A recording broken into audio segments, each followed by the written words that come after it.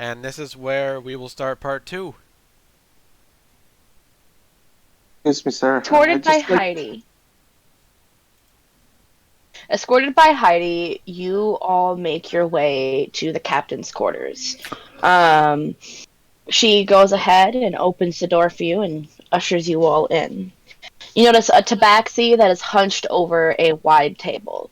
Looks to be puzzling over a map pinned to its surface by a half dozen knives and daggers.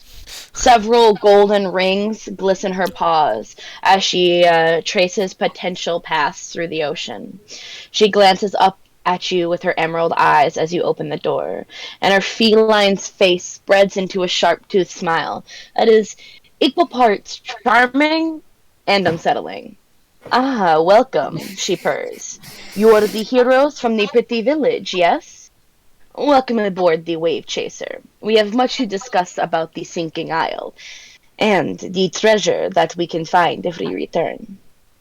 Sorry, did you say treasure? Side note, somebody's mic is echoing really bad, and if we could fix that, that would be wonderful. I'm guessing it's me. Hi, can we hear an echo? Try again. Yeah, I'm hearing I an think echo. It is Yeah, I Gwen. think It is Gwen. me, isn't it? Yes, sir. Yeah. I'll have to get real upset if it was me again.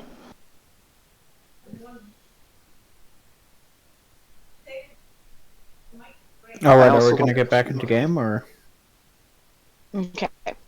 And the treasure we can find if we return. What? So, one thing at a time. I know there are a lot of pressing questions, but what exactly did happen at Palma Flora? Or rather, Your name is... Moonzik Mirai. Nice to meet you, Moonzik. My name is Three Earrings. You glance. She, in fact, has 3 earrings. Oh my god.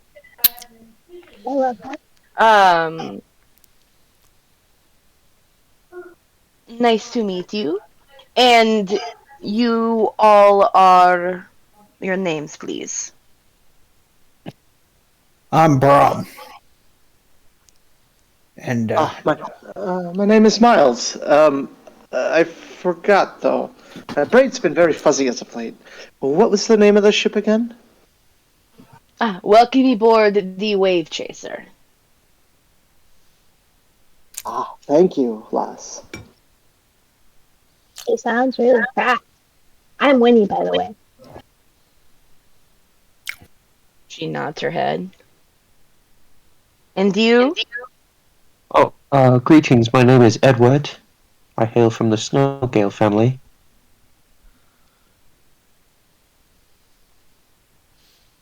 And you, fine fellow?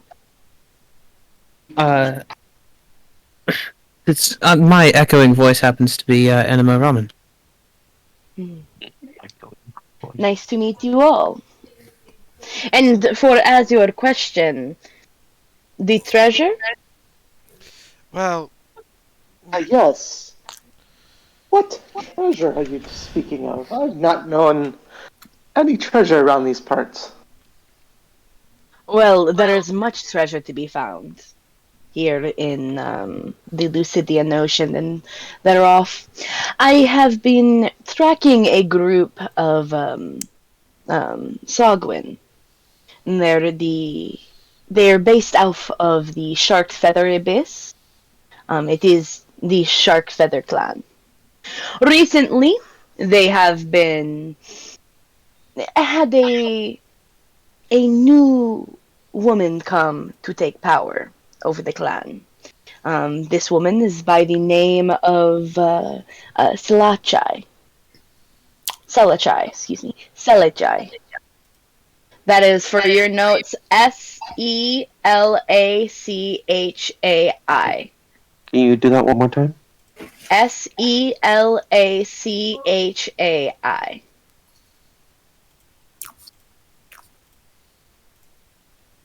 And it seems to be that Yes, she recently took charge of the Shark Feather clan, and seems to be wielding some sort of unusual powers. Notably, my scouts have said that there is a magic scepter of sorts that we have been dubbing the Rod of Retribution. It has become a sort of conduit for the unearthly levels of magical power.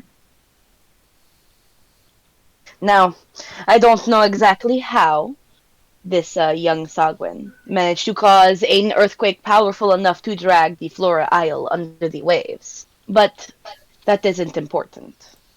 What is important is finding a way to delve beneath those waves and take the scepter from Selachai. Doing so would stop her from causing more chaos, and the relic would doubtlessly sell for a pretty penny on the black market. So that is what happened. From what I believe, yes. If we were to recover this power, or the scepter, would we be able to return the Palma Flora Isle to its original state? I am afraid not. If what I think happened, which was an earthquake, pulled the isle into the shark feather abyss, it would take a great deal of magic to pull the isle back out, and anything left on top of the isle, well, probably destroyed by the waves. But the wand, the scepter that made it go in the water, could make it come out. I am uncertain. And while everything on the isle is most likely destroyed, people can rebuild. I'm still It's not possible. quite. We cannot take a group of refugees into battle. No. The first thing we have to do is find a port to let them ashore. Absolutely. Whether we choose to undertake this or not. That we should is be my heading plan. towards the nearest port. There are a couple of options we have. 3, most notably. There is the Besafta Isle, Broken Bank, and, of course, Port Damali. Now, another thing to consider when we're talking about undertaking such a quest is how we would be able to get under the water. Yes? How And, that? I'm sorry, I'm having trouble hearing you. How long can you guys hold your breath? I'm afraid it's Probably. not that simple. I can't swim.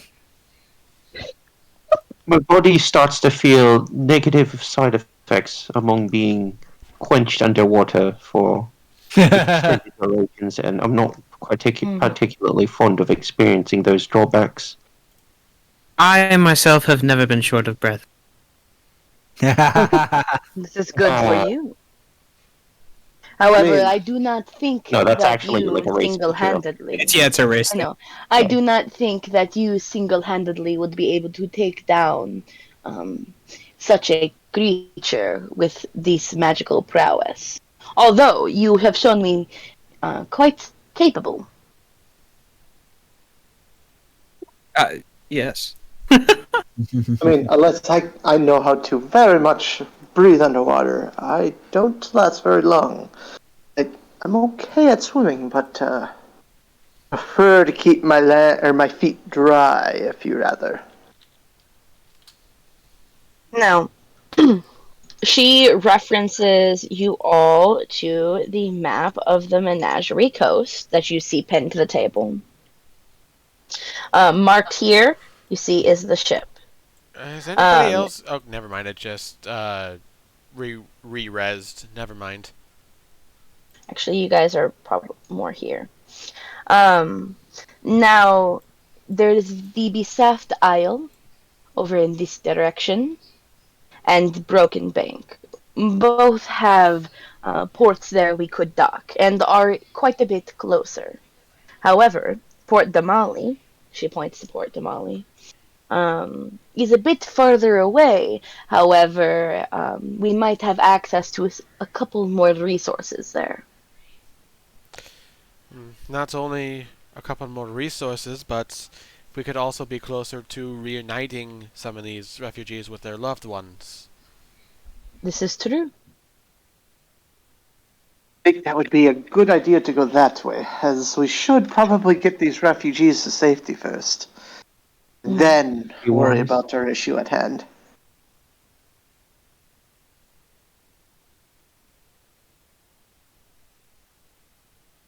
Now, I do know a smithy in Port Damali who I have a couple of connections with. He might be able to help you obtain a number of experimental diving helmets. Supposedly, might be able to help you breathe beneath the waves. How experimental are they? And how long do they last? I am uncertain. You'd have to take it up with him. Could there be anything else with this smithy that we could obtain at all? Possibly. I'm only moderately aware of him. We've had a couple of interactions before, nothing too crazy. But I am sure he could explain to you them a little bit more in depth. I see. And about the finer details of things, getting to Port Damali from here, while it'll be a little bit more on your resources, have there been any indication of more Saugan attacks at all? So far, my scouts have not come back with any sort of strong indications of their presence. But I do know that the Sharkfeather Sogwin and the people of Palma Flora have been at odds for generations. Basically, since Palma Flora hosts that annual shark hunting festival. That is what I was afraid of. Ah, so this is all revenge for years of shark hunting. It is quite possible. The Shogwin and the sharks have a very close relationship with each other. Sink a whole island and put so many people at jeopardy. It is Very rash. It is more than just revenge, but I am afraid that it is only just the beginning. That is my fear as well. It's usually bestowed upon this much power so quickly, rarely are able to contain their impulses to conquer land surrounding that, regardless of whether or not that party has any particular strife with them. I think it's within everybody's best interest that we do something about this matter. I agree. I Personally never expected the Shark Feather clan to go to these lengths. I have been tracking their movement for a while now. It actually is what led me to Palma Flora and the Flora Isle. But never in a million years would I have expected the island to sink.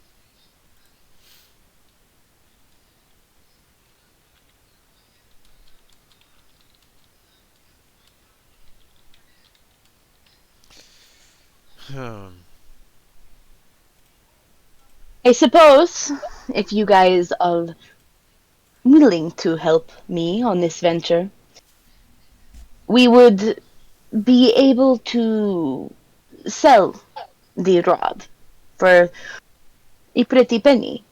I am assuming, well, a third to me and the ship's upkeep, a third to the crew, and a third to you all.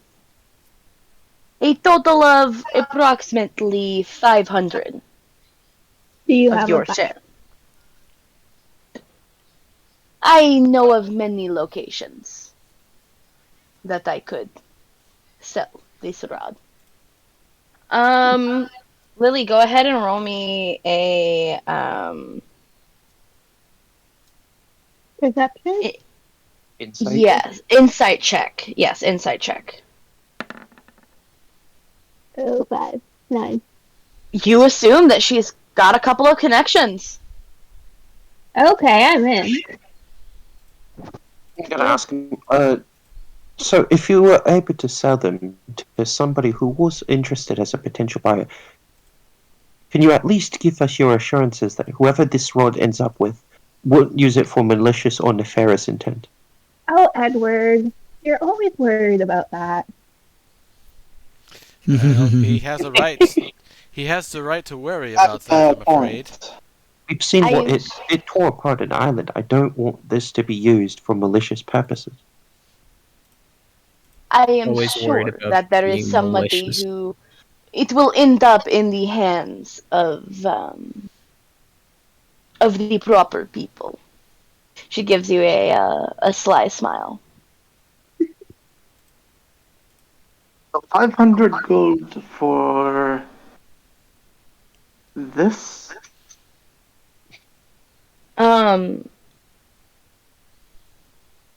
Edward, go ahead and roll an insight check yourself. I want to roll it. I'm going to use my 20. You're gonna roll your 20? Mm-hmm. Okay.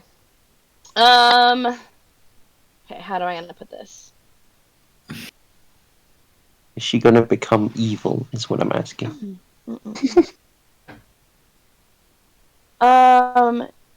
You notice that Three Earrings is trying to subtly goad you guys into action. Like she clearly wants you guys to she almost it feels as if part of she's like trying to manipulate her words to make it feel like you guys are in complete control, even as she like subtly is directing the conversation, basically answering questions very glibly, like being pretty open and honest with you, but manipulating you into suggesting that you guys want to save Palma Flora. On that note, you do notice that she is very explicitly evading the conversation about her, who specifically her contacts are. She recognizes that you all are probably more along the lines of people who want to save versus doing this for the money. So she's trying to focus the conversation back onto the people, although discussing the money, but more about what of a good deed this is. Oh, so what I'm extrapolating from this is more like she wants she just wants the rod, but she wants us to sort of, make the decision Yes. of relinquishing it to her, and as if we were doing a heroic deed, right?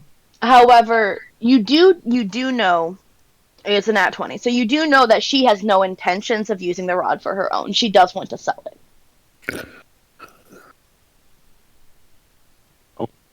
You can tell. And what is she it that has. this rod allows you to do again?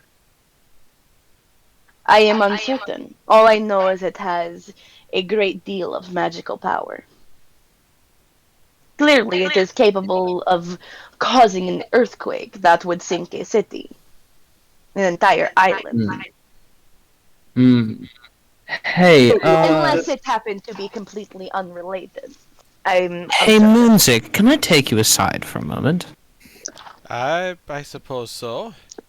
I don't feel this artifact should be resold, though. That's the thing. That's what I I'm do feeling. want to make it very clear as a DM that information I just expressed to Edward, only Edward knows. Right. Yeah.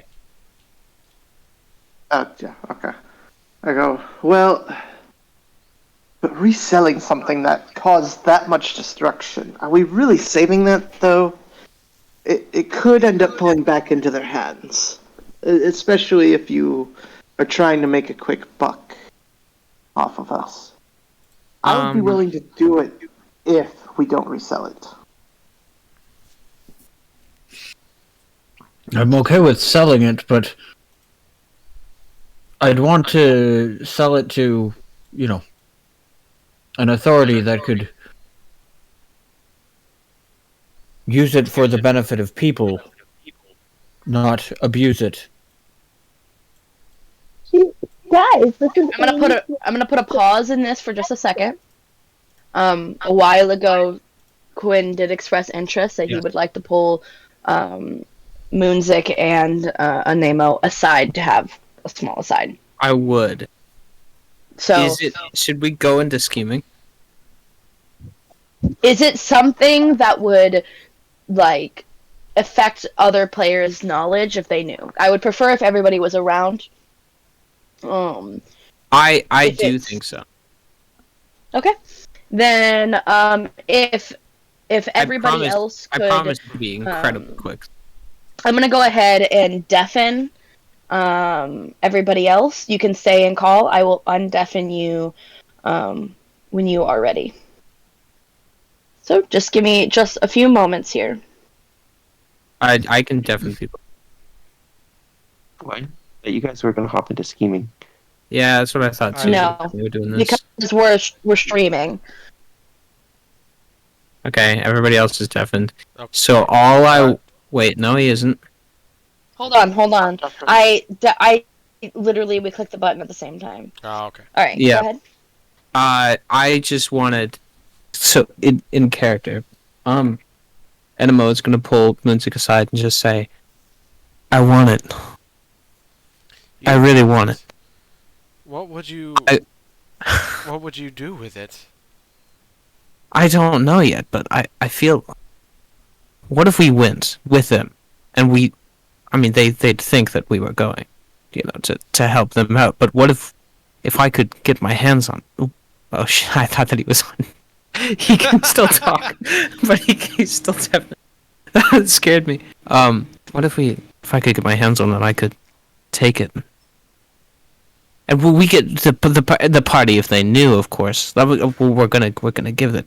We'll share the wealth and everything, but I mean, if they know, then they could give it away. So I'm just, me and you, we know each other the most. What do you think? Well, I don't believe that either one of us has any strong magical ties to it, so keeping it until such a time to where we can properly either dispose of it or perhaps put it in, I don't know, but it wouldn't be such a bad idea. Well, even if we were to sell it eventually, we'd get more than 500. Well, we would probably get less than 500 because my imagination tells me that the best place to sell it off would be somewhere far inland, away from the shore, where not many Saugan are able to go. And in that case, not as many people would know what it's for and wouldn't pay as much, but I think that is probably the safest way to go. But Okay, well, do you wish not to grab it then with me?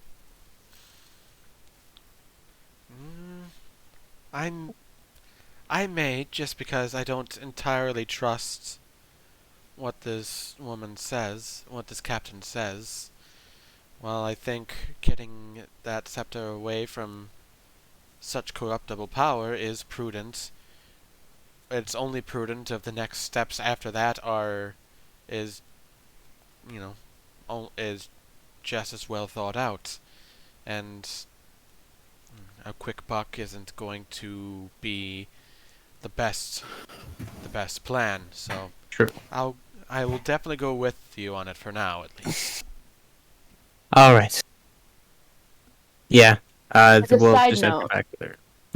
As a side note, just for your information, this is pretty common knowledge. Typically, on the black market, which is what she was suggesting selling it on, Mhm. prices for things are significantly lower than it would be if it were legally. However, um, you know that a 500 goes to you all. 500, and that was a third. So she is valuing it on the black market as 1,500 gold pieces. Right.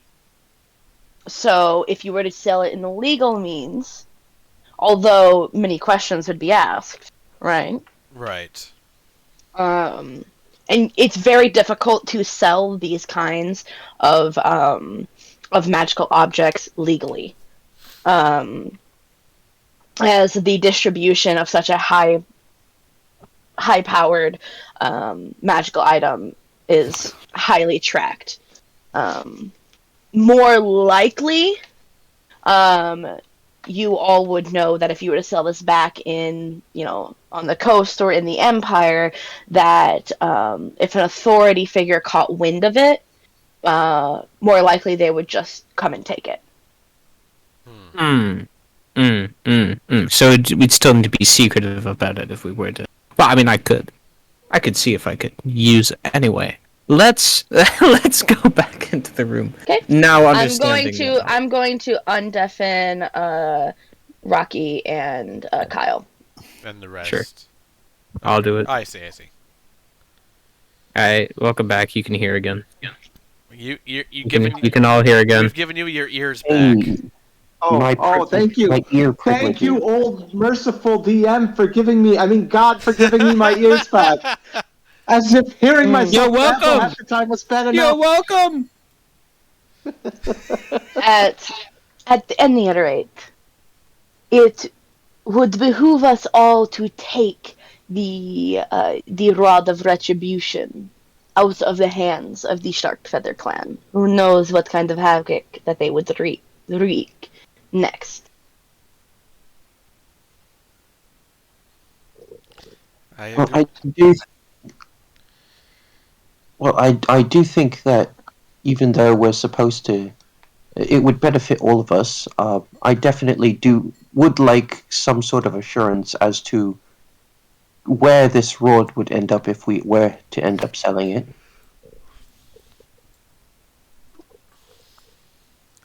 We could discuss that further once it gets into our hands. That is, as they say, a problem for our future selves. Yes? Yes. She gives you a smile. Understand. Well, then let's make it the future. Alrighty. It sounds like to me you all and I have come to the conclusion that we will be going to Port Damali. That is at least where my vote is. Rude.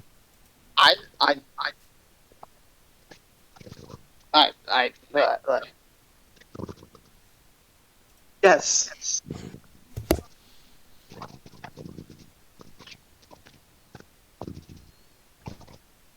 Lily, are you trying to say something? No, I think the cat's just purring too loud. I'm sorry, I'm having trouble hearing you.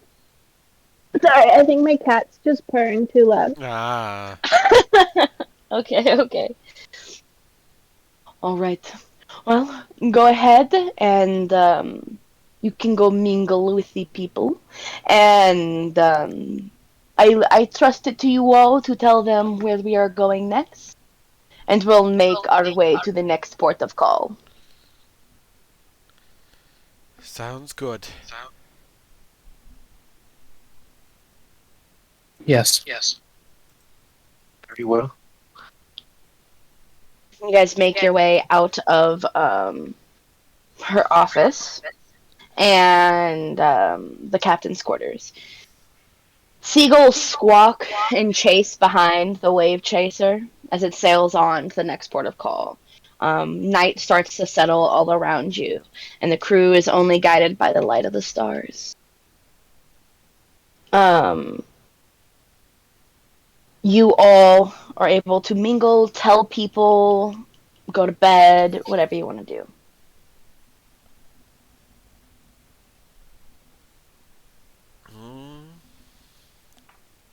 At this point, I think Moonzik would play a couple more games. I'd like attempt to go. Yes, keep going. Sorry. Would like to play a couple more games of go fishing and then probably head to bed himself. And while they Oh. play go fishing, I would like to go fishing. Do you have a rod? No, I was thinking of trying to makeshift something, you know? Well, roll an investigation check. Absolutely. Miles, I'll be playing my instrument in the corner, kind of just humming along, and just kind of for everybody to come and go as they please. Woody also goes to play cards. Why am I Looking rolling so around- bad?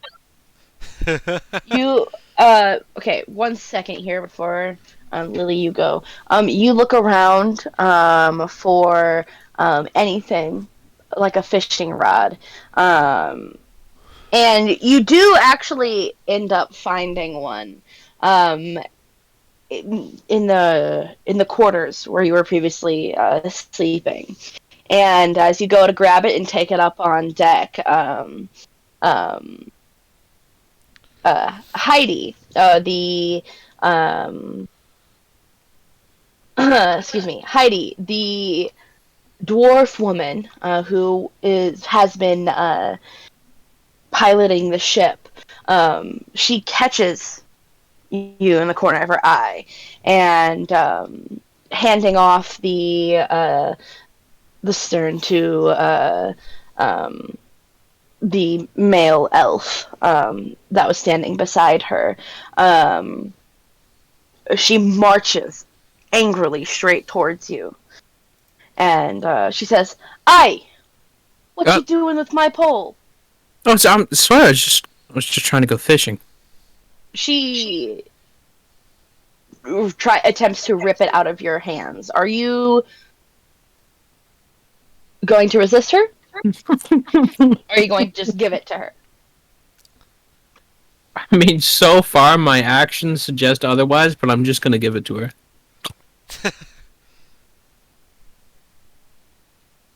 You should keep your paws off of other people's stuff. No, She- wait. No. I need a fishing rod. She Do you know where I marches- can get one? No. She Can I run she after? ignores you and continues her way back to put it with her belongings. I'd like to run after her. No, wait. No, ma'am, miss, hello? No. What? Do you know where I could get a fishing rod? Well, I suppose you could probably make one yourself now, couldn't you? Well, fuck you too. He runs away. Whoa. Hey, fuck you too! Well, okay. Hot dang. I'm going to go into a rage. You're gonna go into a break. Oh, I see. We have a secret barbarian hidden among us. Secret. Well, I am a barbarian. Oh, good lord.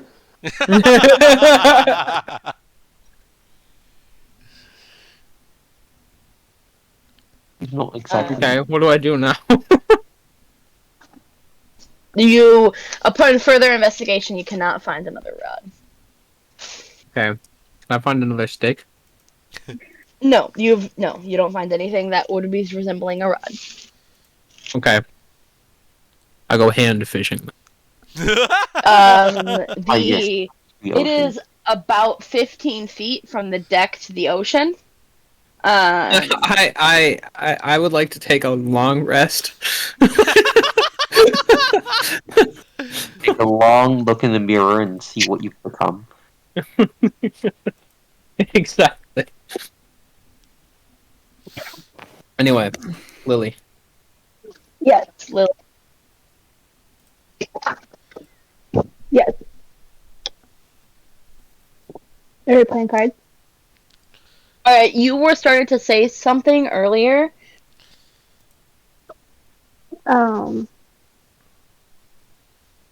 I don't remember. I was just gonna play the card game. Okay, you're enjoying in the card games. Yeah. Amazing. Do you guys want to play through the cards, or do you want to just imagine, leave it up to the wilds and the winds?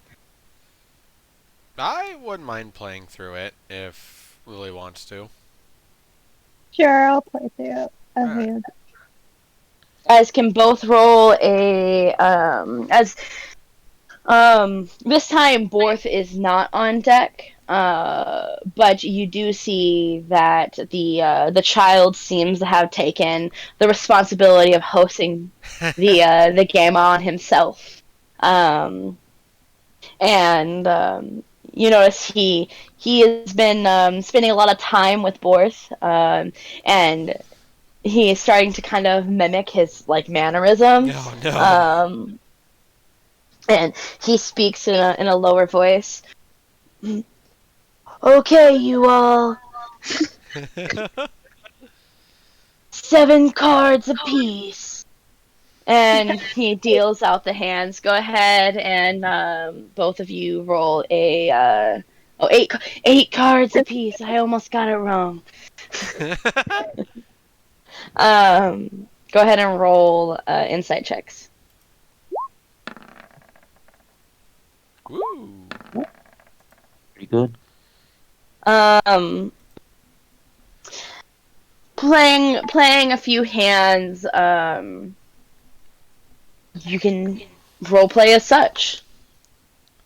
You've got a group of, including yourselves, 5 people playing Go Fishing.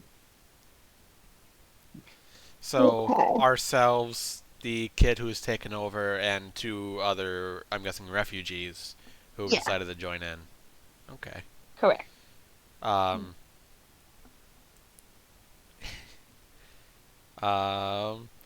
to say that Moonzik, kind of taking his lessons from earlier and really making I don't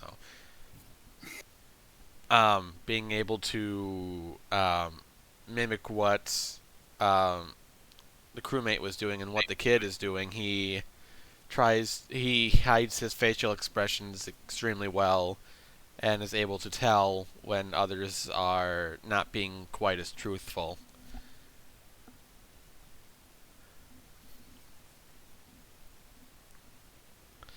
But This is. go ahead. I don't know the game as much as music, so I'm very, very middle of the road.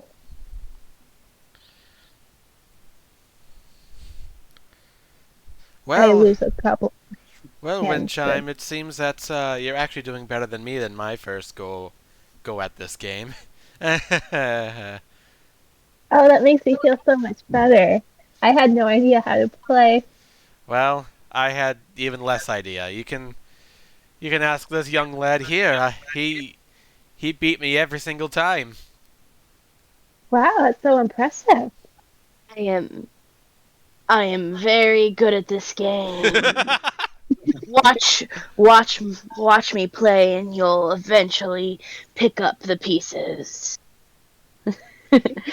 He gives the same stern expression that is commonplace on board to you guys, except it's on a child. And it definitely looks very forced. You all can tell he is trying very hard. That's because I've only gotten much better because you've made such a good example of this game.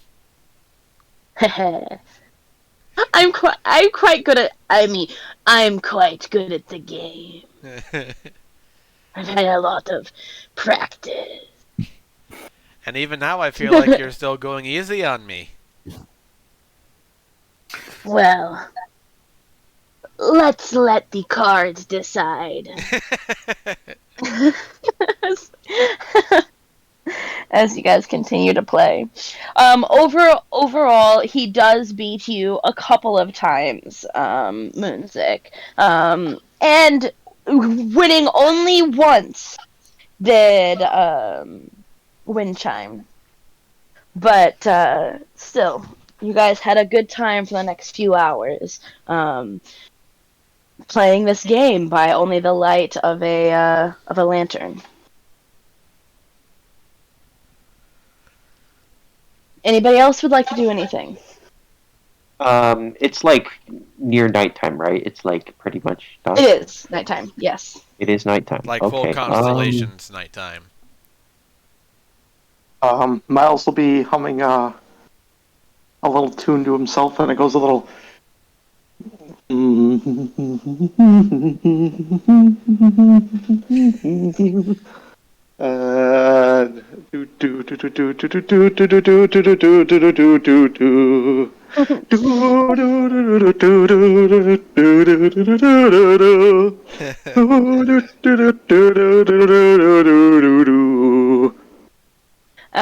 With a beautiful rendition, go ahead and roll a performance check.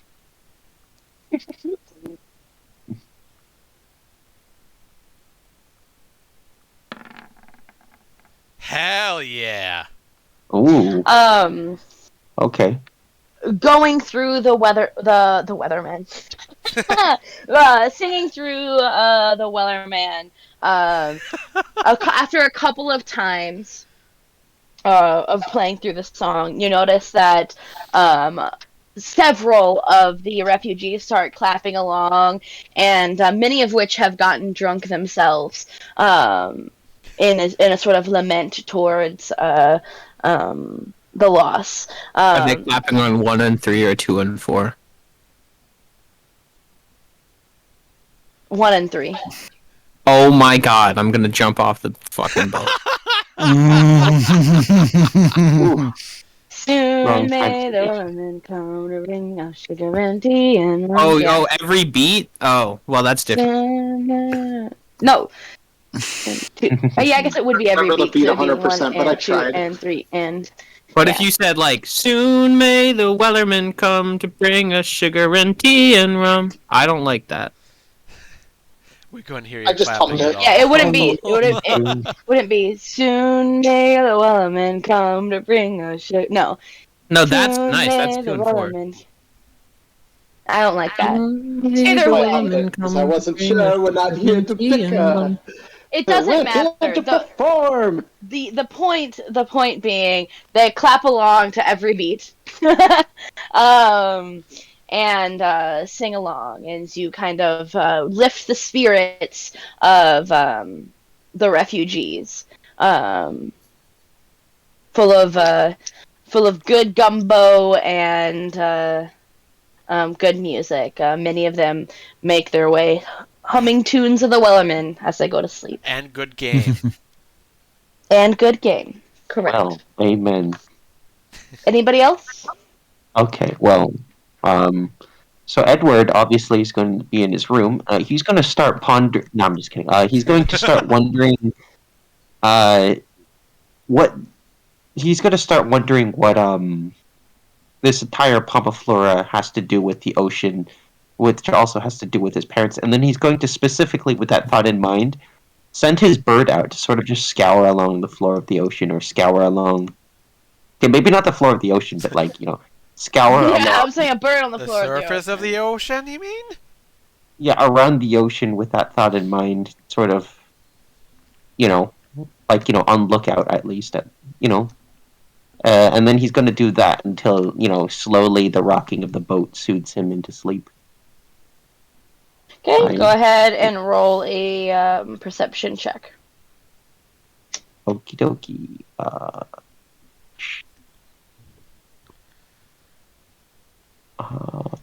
Actually, I could just roll a d20, add 1 to it. Mm-hmm.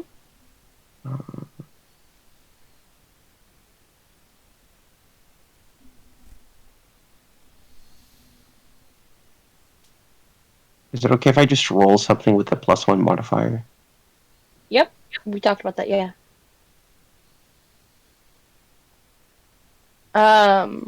Okay, so as your bird circles and explores the surrounding ocean, you notice that even looking through their eyes, you see that all around you is this deep, calm ocean.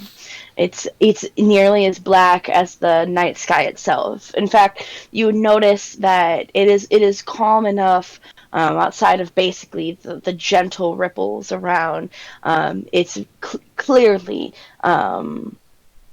the stars and the constellations of the night reflect back, um, creating this almost illusion of a continuous night sky. You can, as you start to drift off to sleep, you do notice, you can imagine yourself floating um, in the sky with no land, no ocean underneath you, just all around you, surrounded by the moon and the stars.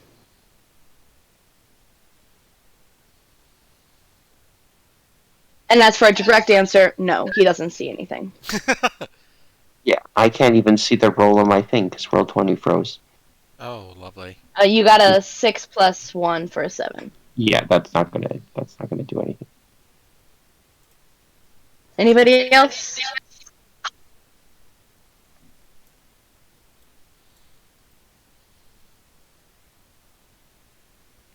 I'm going to take that as a no. I am also. As you all make your way back to sleep, the next time, excuse me, as you all make your way to sleep, you hear the gruff voice of Borth. Wake up, travelers! One of the, of course, Wave Chaser's crew members, and he arouses you from your slumber. The sun is barely above the horizon, but you can just make out the docks of a port through the porthole window of the cabin. It's past dawn and time to get moving. You, yeah, go ahead. I was going to say, I see the horizon, or rather I see something, a town on the horizon. Where are we? We are nearly to Port Damali. Ah, Just a few more hours now. I see. Oh, good, our destination. Land, hopefully soon. Indeed. To give you guys an example, you all are right about here. Yeah, here-ish. So, you would more or less be able to see this landmass. You're not quite all the way to Port Tamale. Again, a few more hours. Somewhere halfway through.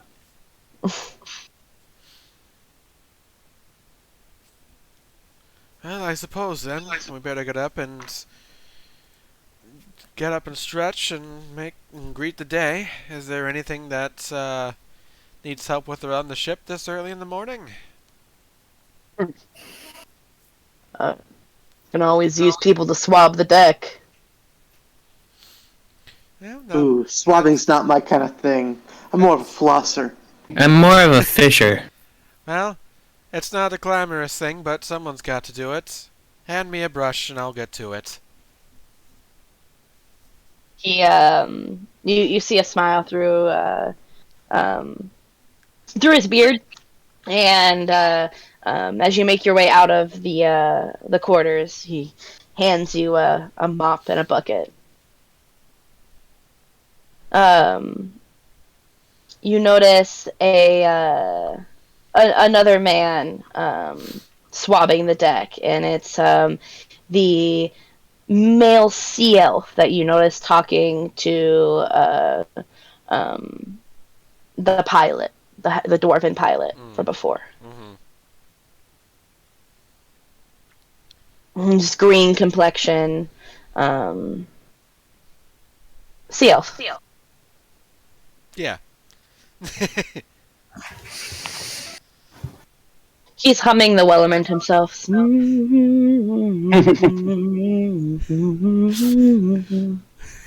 he's gonna lean over and be like, "I know the guy who sang that song last night."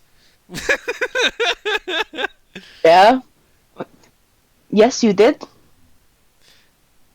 It was quite good. He he is very good. I wish I had his musical talents.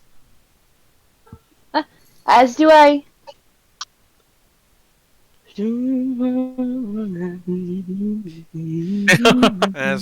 As I just kind of as he goes on humming it, I kind of mop to the rhythm of his humming, so I kind of create a little bit of a flow with the work. Yeah. I still mess. the course- Wait, I can't say that on this. Over the course of your conversation, like just as you're swabbing the deck with him, he does end up telling you his name. His name is Dilyu. He talked to you a little bit. We're not going to role play through that too much here, but he talked to you a little bit about how he used to live in Port Zune, and then he only joined the ship a few days before the attack on the Isle, and he absolutely hates the Sogwin. He ended up losing most of his family to a raid as a child.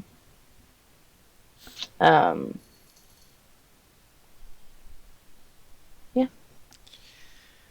I'm absolutely sorry for your loss, and it's a noble thing to want to be so close, or to be on the sea after what has happened. Is it more for revenge or something you've always wanted to do? It is more of an issue of money. I make good money being a sailor.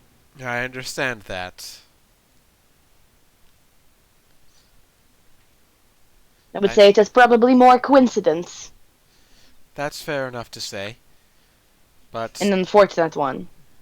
fortunate or unfortunate, life brings us to many different places, and, well, I suppose you take what you get and enjoy the experiences that you treasure most. Well put. And again, he over the course of the next few hours, while you're working, cleaning, and doing all of that stuff, he isn't much of a talker. But small conversation gave you the information that you got. Yeah. Anybody else? Oh, good morning, everybody. Oh,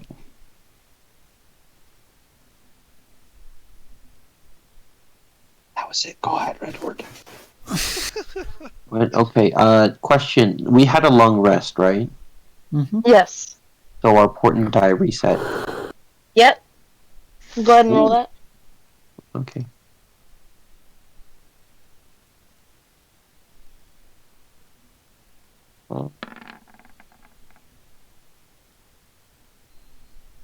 Yeah, 13 and 12. Alright, Edward is also going to go help and swab the deck. He's going to go up. He's going to ask, do you think perhaps I could probably help clean around on the decks a little bit? Who are you asking? I'm assuming like I was following behind like Moonzik, kind of looking for something to do instead of sitting in the cabins looking out of his bird all day. Then, just as Worf handed Moonzik his mop and bucket, he hands you a scrub brush, basically. You be sure to get in all those nooks and crannies, then. Okay, will do. He's gonna kind of go on to the side, and then he's not going to use that brush. He's just gonna press a digitate. the floorboards. Yes, you're gonna Like, go, like prestidigitate whistling in like nonchalantly. 1 foot while- sections. Hmm? 1 foot, but 1 little foot sections. You prestidigitate foot Yeah, by yeah. So foot. like the entire like deck is just like squares of clean spots, and then squares of like unclean spots that he's slowly working towards.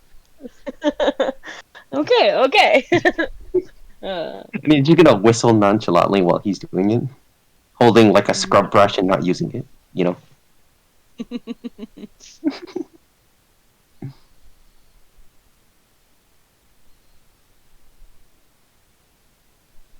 Anything else before we make it to the port? Nope. You all, Yeah, one thing.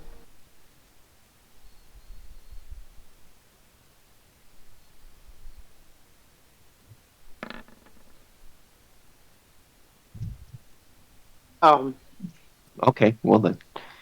This morning after I came up and said good morning, I had another bout of seasickness, so I'm hoping we can just get to the port and call it good. I mean, I hope the port is good.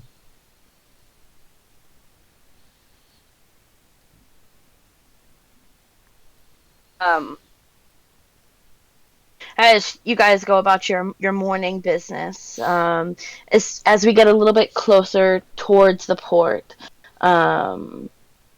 you all notice that the refugees from Palma Flora are just basically packing up the few possessions that they were able to save.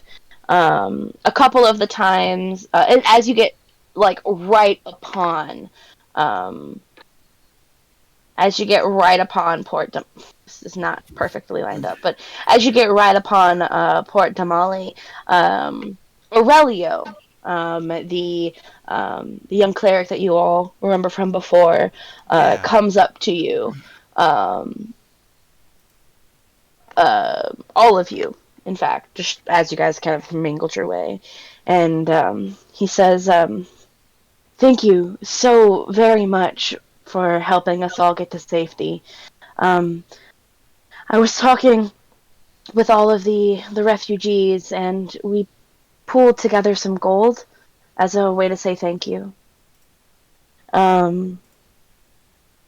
You all receive from him a total of 90 gold pieces to be split amongst you all. That is 5 gold per refugee.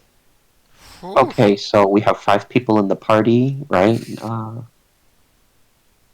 Should be 18. 5. If we have so 5 90 people, divided by 5, 18. 18 each.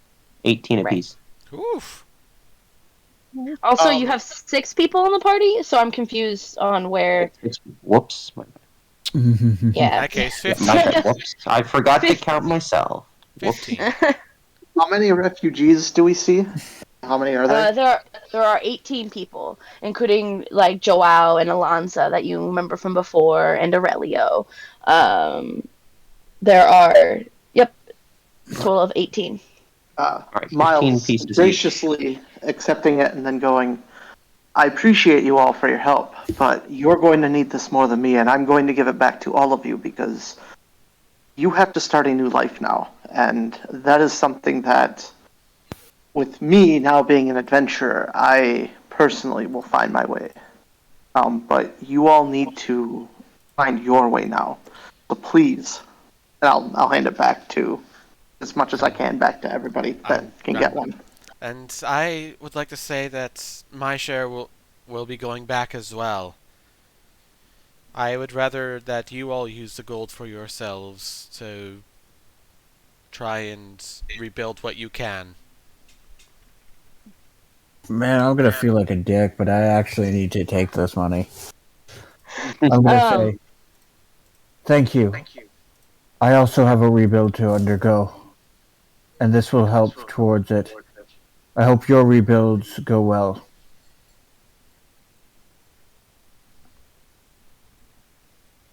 Thank you so much.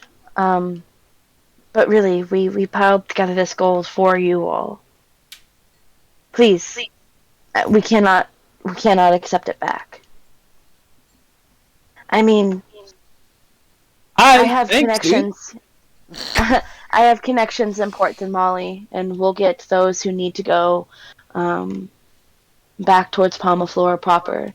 Um, and if they lost their homes on the Flora Isle, well, Port Mali is a great place to start a new life. This is true. No matter what Suppose happens. the only way that I can leave this is if you promise that they will be safe here. I promise. I have connections with the church around here, so there'll be no issues. Fine. Your deeds will not be gone.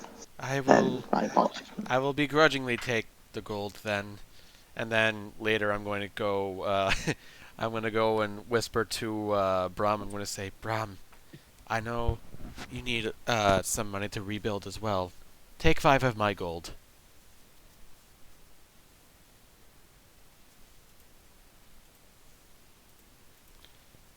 Brum's gonna Yep. look at you. He's gonna say, "Thank you. But you did earn that gold. I understand where that is, where they came from.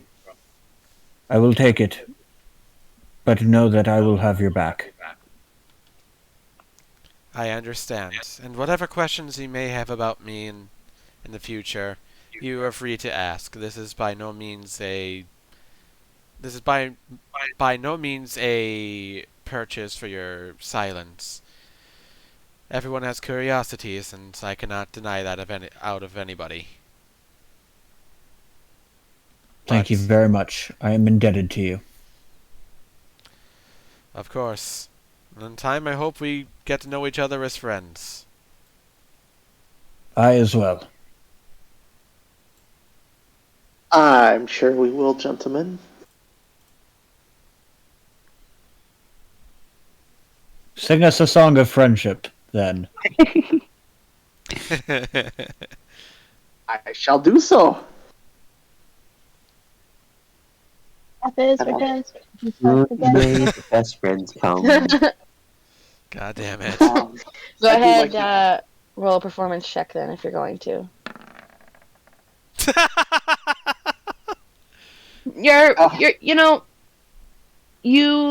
You do sing it, but you are distracted by the cacophonous calls of the seagulls. At first, it almost felt like they were cawing along with you, is the sort of thing, and then they just really started to overpower your playing. Now, it still was a good song. You still did well, but not. It's not as impactful as it would be had there not been the cacophonous seagulls. Stop it now. Cawing.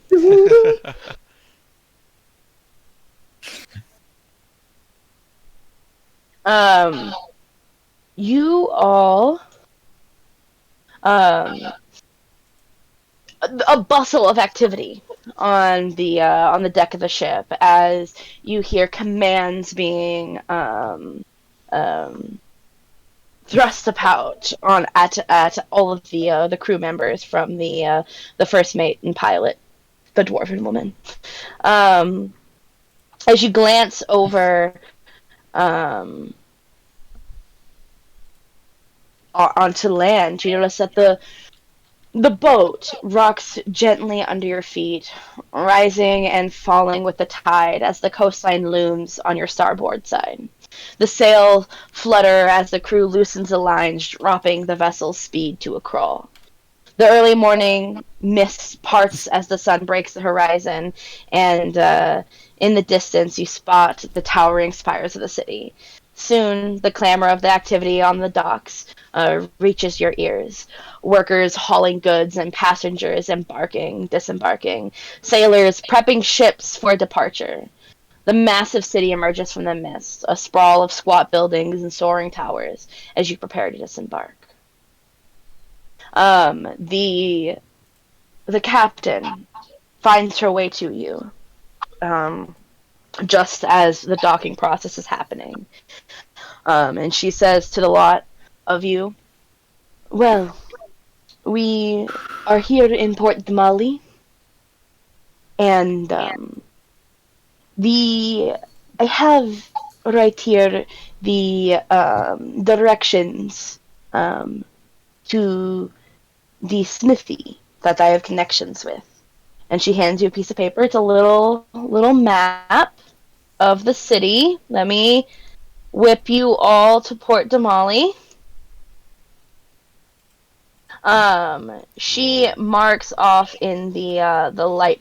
Yeah, it's not the best quality. In the light board excuse me, the larboard light district. There is a smithy right about here. And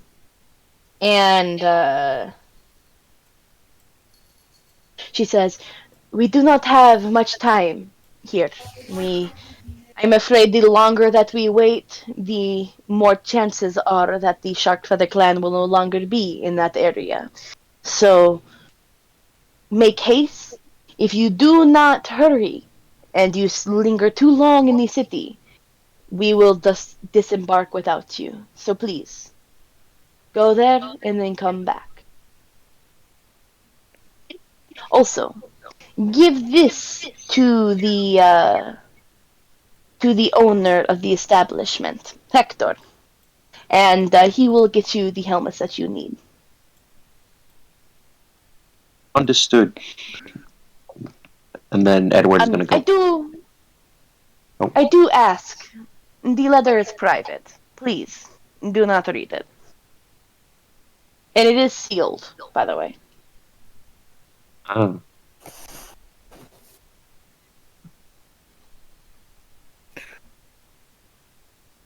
Does anybody have X-ray vision? As soon as we're out of earshot, I'm gonna say something seems off about her, don't you think? I could not agree more. Yes, Connections to people who would buy that on the black market? That's not something every ship captain would have. No, Um, but the good Did ones. you see? Did you see the look on the sailor's face when we mentioned pirates? I thought she hated them, but now I'm thinking we might have come a little too close to the truth. What do you suppose we do? What's not true? I'm gonna go back and see if the captain's nearby again. Miles hatched an idea. She has made her way back into her quarters. So you could follow her if you would want it to, but she is not going to stay on deck long. Going to do that and be like, I'll catch up with you folks in just a moment here. I need to speak to the captain privately. I think we'll go and deliver the letter. Also, the letter was addressed to, what was the name again? I need to write it down. Hector. Right. Hector with a T, or Hektor, and it is Hector's Smithy. It's the name of the shop. Right. It's the name of the shop. Right. Do you think any of you could reseal the letter if we opened it? I don't think anybody here would be able to. Well, So, as you guys... Oh, go ahead. Sorry. I've never attempted something like it before, but I'd have to think on it if I wanted to try and open it gently. But if I make one wrong move, we could be found out. Do you think it's worth it? I defer to you in this matter. Yeah. I'll meet with you guys at Hector's shop. Okay. You guys You could disembark. do that, but I'm gonna also go ahead and go to Hector's shop. Okay. You guys disembark. I'll get to you guys in a moment. What are you doing, Miles? Miles is gonna look back and head to the captain quarters quickly. And he's going to knock on the captain's door real fast. Again.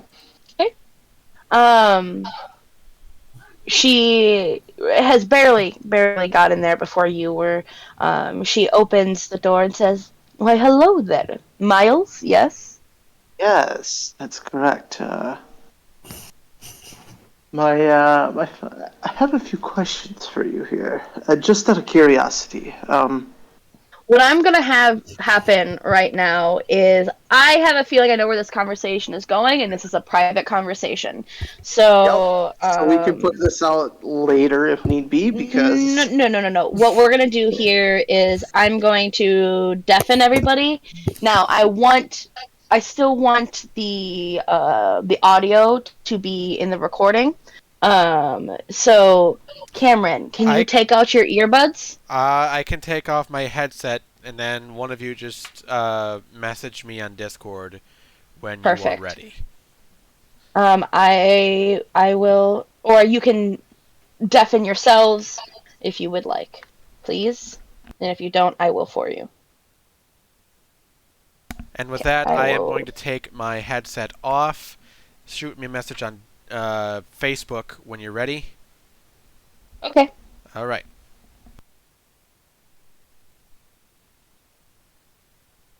Alrighty. Yes, how can I help you, Miles? So, three-earring. My suspicions have been growing more and more. Have you heard of the Grinners? The Grinners? I am unfamiliar with such. I was curious about this because I know they have a very, very underground reputation. You have piqued my curiosity. Tell me about these Grinners. Well, as you have with mine, because I do not know much about them. I'm just very curious about reaching out to them because I had heard Palma Flora was one place where they had gathered, to say. The Grinners are a very secret society, to say the least.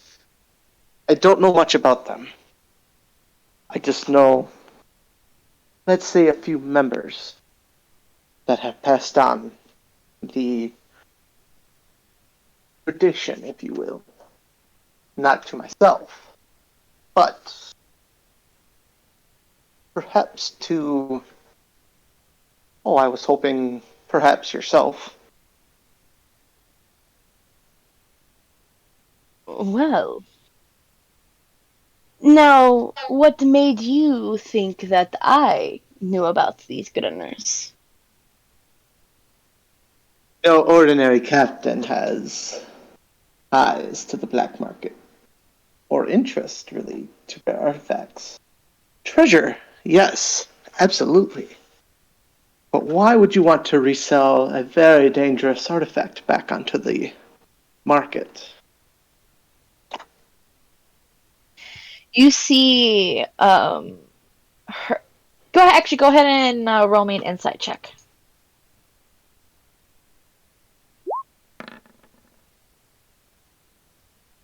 You see her head, her chin tilt forward just a little bit, her head back in curiosity. Her right hand reaches her way up to her chin as she gently strokes it as she says,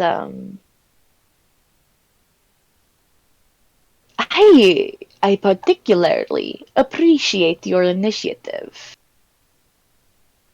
I am curious about what you are capable of. These connections that you are coming to aren't inaccurate, per se. I am a part of an organization that does work a little bit underground. Let's see. And if you perhaps to have any form of dealings with the Grinners, I'll find out. Of course, I am not aware of any dealings with the Grinners that I have, but I am curious and I want you around for a little bit. We can hammer out details a little later. Do me a favor, though. Keep an eye out. And if you find or hear anything, I need you to tell me as soon as possible. I need to know what this is all about. And why. Make a persuasion check.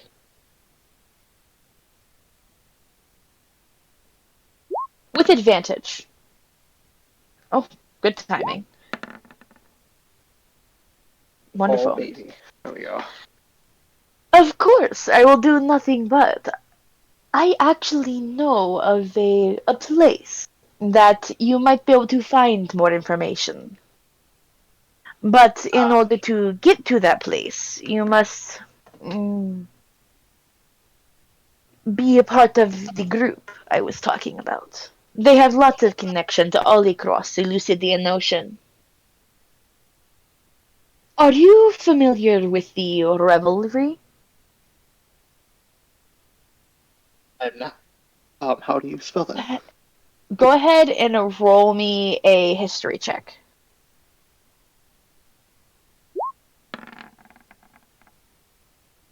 You have heard the name Reverie, like somewhere in like the Menagerie Coast, Clovis Concord.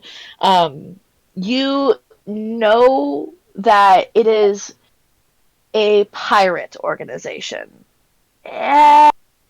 People who have had some less than happy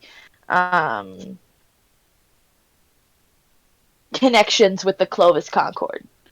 But that's about it. But definitely, you've heard the reputation. The revelry is people seem to think that they are all pirates. I look at her and I go, so, would there be any way I could perhaps join you without being a member? Are guests allowed, or is it exclusively for members? There is a process, but I like you. I like your gumption. When we get to the excuse me. When we get back to Darkdo after finding the rod, we will discuss more at length about what it means and things involved. But before we do that, of course, we must get the rod. Of course. I can make that deal with you. For right now. We'll just keep this conversation under the covers, per se, for now. None of my party will know of your organization. And nobody will ever know that I asked about the Grinners, in this case. That is a deal. She reaches her hand out to shake your hand. I will shake her hand. Wonderful. Right. Now go catch up with the rest of the adventurers. He will smirkingly and very wily and smugly say, "Aye, aye, Captain." She smiles nice and big for you. Okay, let's get the rest of these Wildemounters in here. Let me see if I can get Cam here.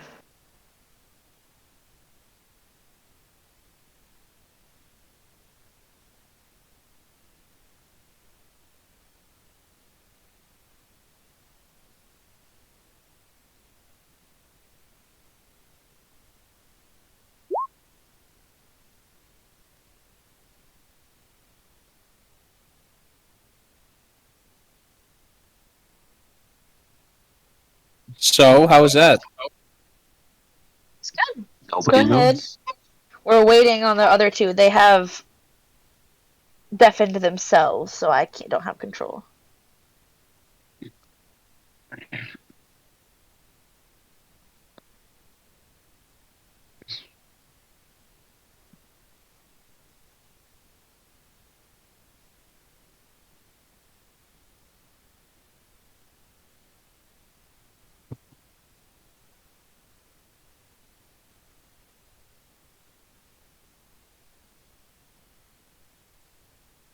Okay, we're waiting on Kale.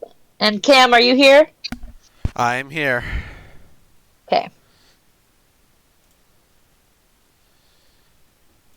Come on, Kale. Took a little bit longer than I expected, to be honest. My apologies. It'll be interesting to upload something on my channel that I don't have knowledge of. Kale, Maybe that'll come be on. incentive for us to Yeah, actually like rewatch. speaking of, are we not allowed to rewatch? Oh, you'll be able to rewatch, maybe. I'd probably wait until a little more down the road. Yeah. Probably to do it. Hey, sorry about that. I don't know why I wasn't getting the messages. Well, get the On- messages, damn it. Alright. No, Right back into it. through the Wilds of Wildemount campaign. Like I see 912, but it didn't come up until now. Ah. Alrighty. As you guys fairly quickly behind you, well, we'll say this.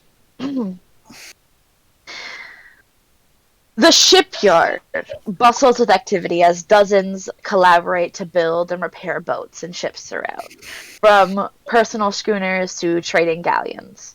Inside one bay, five carpenters work in unison to assemble their carefully shaped ribs along a new ship's keel. The skeleton of a hull gradually become visible through their labors. The broad stone structures that line the water's edge have high roofs, creating cavernous shaded spaces within which ships sit atop ramps. While smaller boats hang suspended from thick cables. The shipbuilders hammer, saw, paint, and more, their work protected from the worst of the weather. From outside, sounds of teams of sawyers use meticulously filed two-man saws to cut enormous timbers into planks, ribs, and spars. Looking up from the plans drafted on the unrolled, overlarge parchment, the shipbuilder pockets his ruler and triangle, and then walks the length of the dry dock. With practiced eye, he sweeps his gaze over the teams of men and women shaping wooden planks into ribs to be fitted to the keel, knowing that the resulting hull must be perfect for a ship commanding his well-deserved price. Within one of the yard's dry docks, a bay is gradually flooded to allow a newly completed vessel to float out to sea, ready for its delivery to its new proud owners. As you guys set upon the docks and make your way to Mr. Hector's smithy. Yeah, I'm gonna, go on my way and head towards Hector's while Moonzik and who else were discussing on whether or not they could open a letter without damaging making it, essentially. Yeah. I'm going to head directly to Hector's. Yeah, following. Let's see, the incredibly intricate thing about opening letters discreetly is that you have to make sure that the seal stays intact and that the paper also stays intact, otherwise it is all for naught. And then to reseal it, you have to make sure that the seal stays stuck to the paper once again. It's a lot of work, and I'm not sure she's given us a direction, but it is very little time to make such intricate work.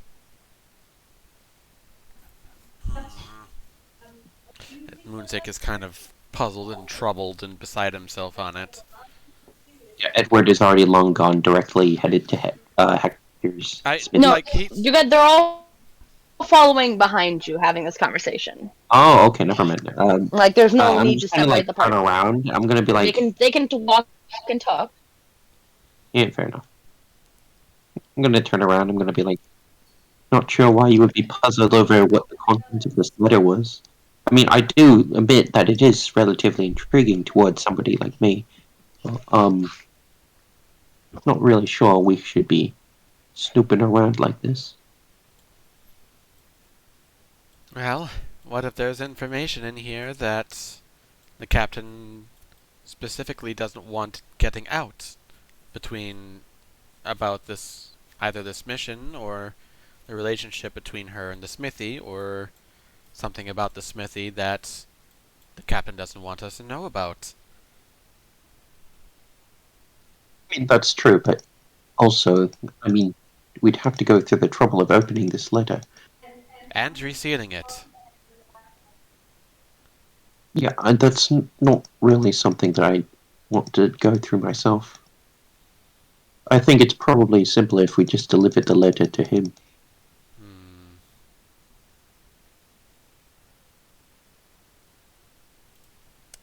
Taking a look at something quick.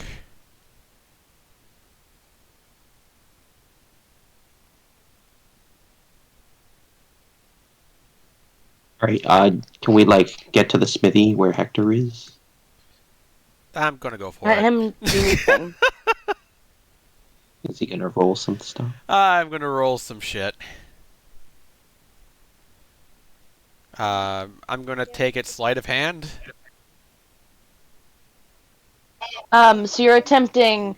So what you're trying to do is you're trying to open this letter. Here, we'll say this. Okay, so upon looking at the letter, go ahead and roll me an intelligence check, Minzik. Intelligence. Oh, that's a save. Check. Excuse me. Well, Blah blah blah It's blah blah. check save if you don't have proficiency in it, it's the same thing. No, it's not. So actually never less. mind. No, yeah. But so because it's less, we'll go with the second one. Okay. Okay. Which is lucky. You have a smaller modifier but a higher roll. We'll go for it. Okay. I gotta be better on that. You reason that the way that the letter is sealed, it is a normal letter that is tri-folded. There is a wax stamp on it. You believe that you could hypothetically slide your knife through the wax seal without hitting either side of the paper. And if you were able to do that, a little bit of flame, heat, might be able to melt the wax back into place.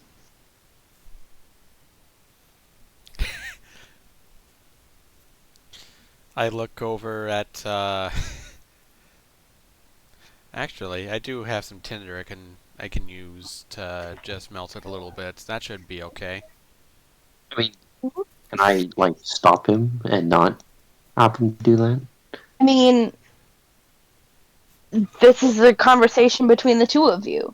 Mm-hmm. I don't think it would be wise to open up that letter.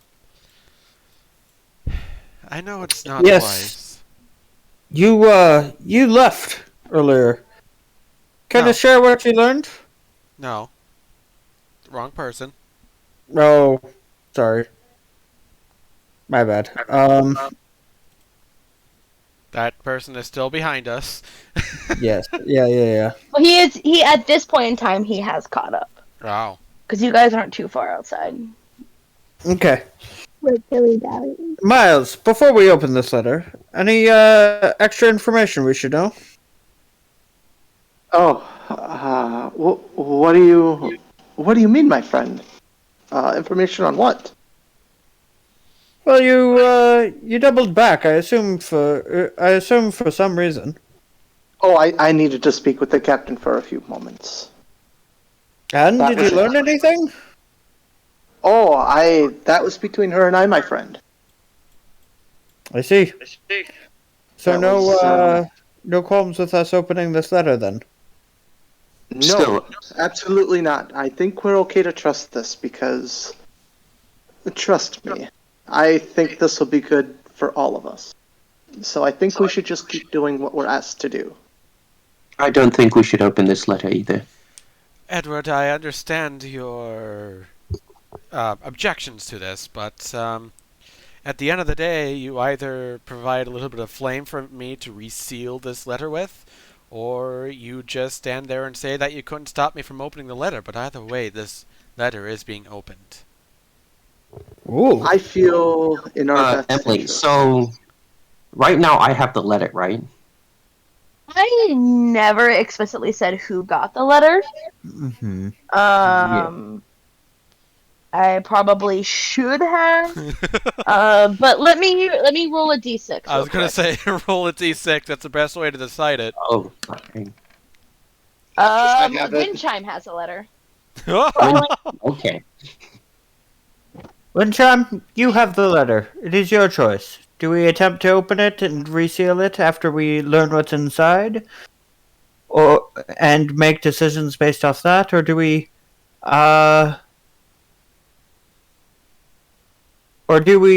decide to just follow directions and make sure we don't read it? Well,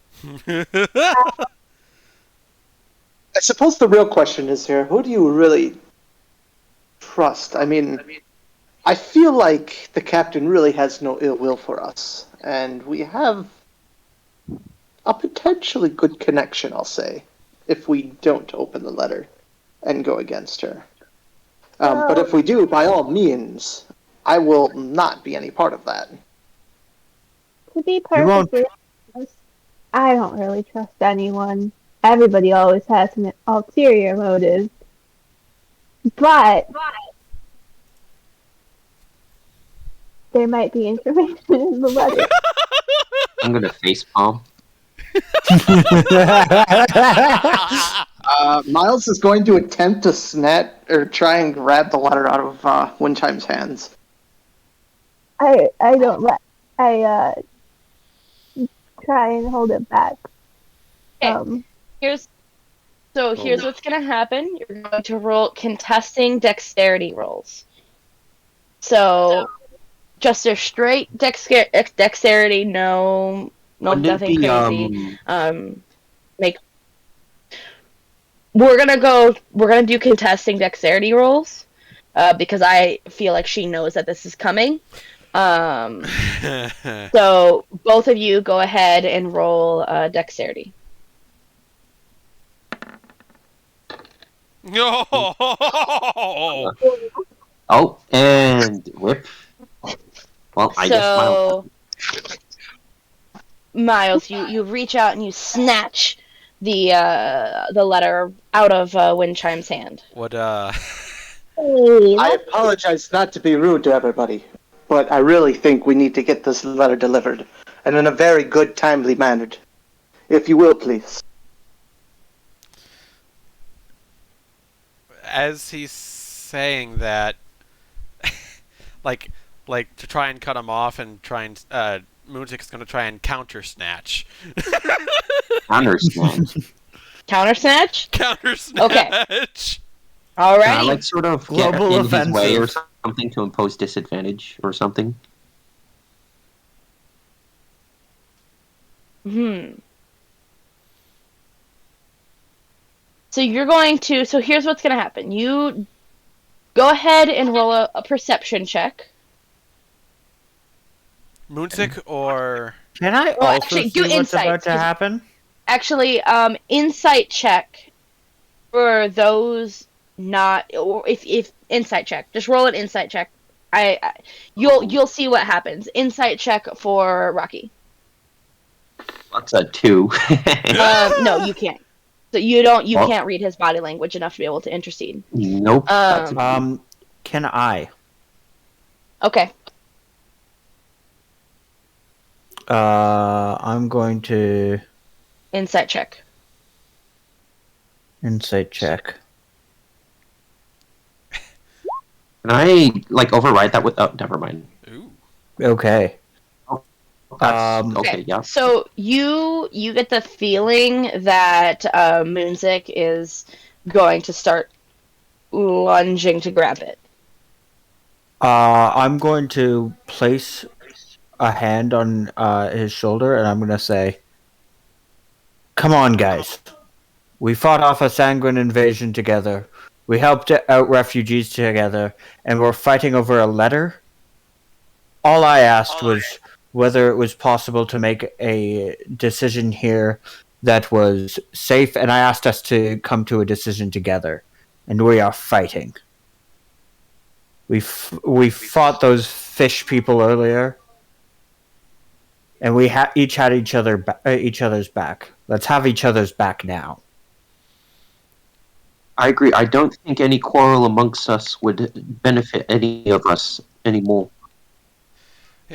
Moonzik, what are you going to do? Moonzik is going to relax and say, "You're right. I'm sorry about the slight quarrel. Let us continue." No. I was very rude. I just do not think we should interfere with any plans, and would just like to ensure that this letter gets safely delivered to where the captain has asked us to take it. Understood. Shall we? We shall, my friends. Well, there goes the title of this video then.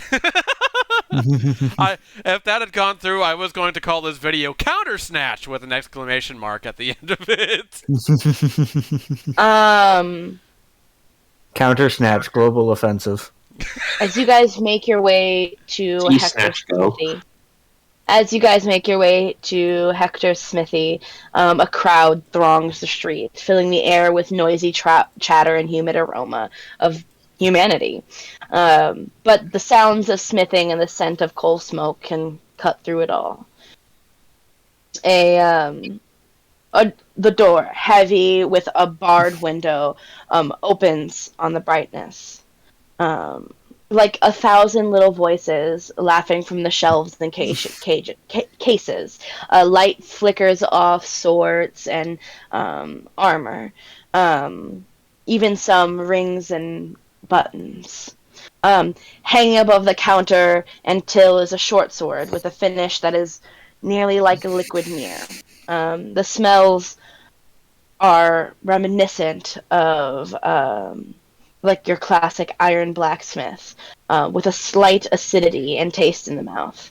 Hammers and files hang on the walls are lighter, and the forge heavy with heat. You hear the ting, ting, ting of a hammer on anvil.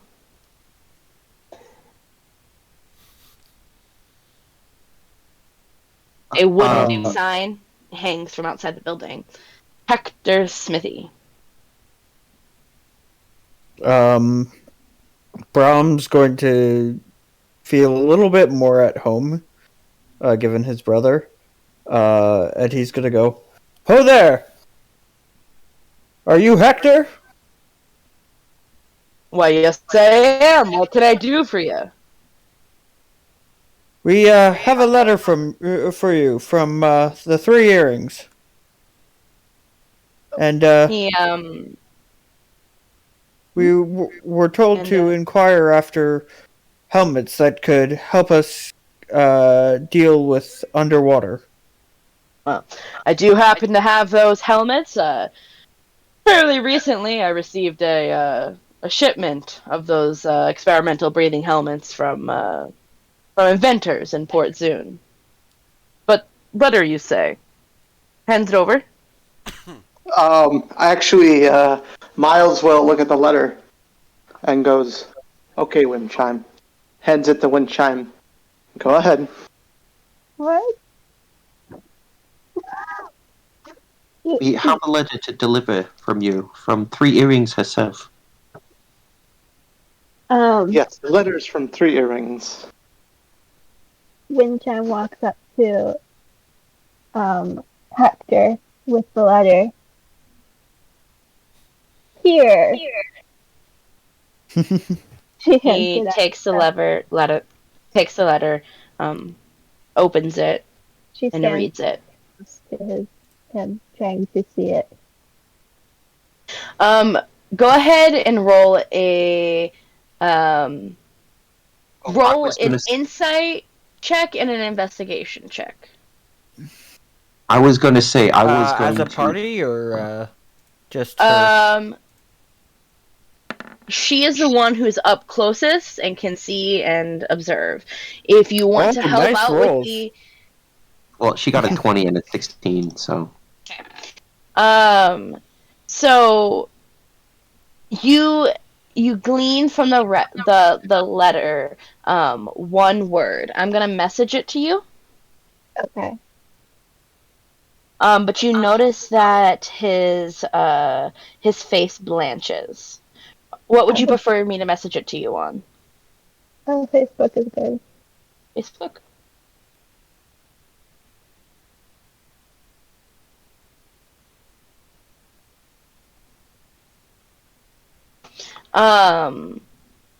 And his face blanches. He hustles back into the back. Okay. Oh my. I mean, is it okay if, like, as they're handing over the letter, I'd like to sort of, like, browse around on the shop and then accidentally knock over, like, like a dagger or like a knife or something. As I'm going to do this, I'm going to telepathically command my crow to sort of, like, slowly but quietly sort of sneak around the back of the room to see what's, like, on the other side of the room, therefore seeing, like, on the other side of what the letter says. So he has taken the letter with him to the back. Yeah, fair enough. So you're welcome to do that if you want, but you would have to fly Cole into the back room. Yeah, would that be like a stealth check on Cole's part, or like? Yes. I mean, what's there to lose? There's no proof that Cole is yours. Right. Is there like any windows or anything from the back room? From the back room Like into the main, visible you have from, no like, idea. the- No, No. Okay. it's a back room.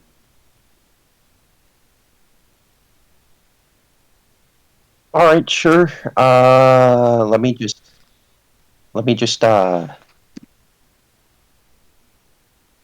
Whoops. Wish me luck, guys. 16 plus Dex. Cole positive Dex. I think it's like 2 or 1 or something. Figure it out. Let me know.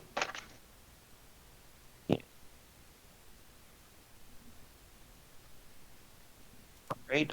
Plus 2 Dex, so that makes 18 total. 18. 18 total. You knock over a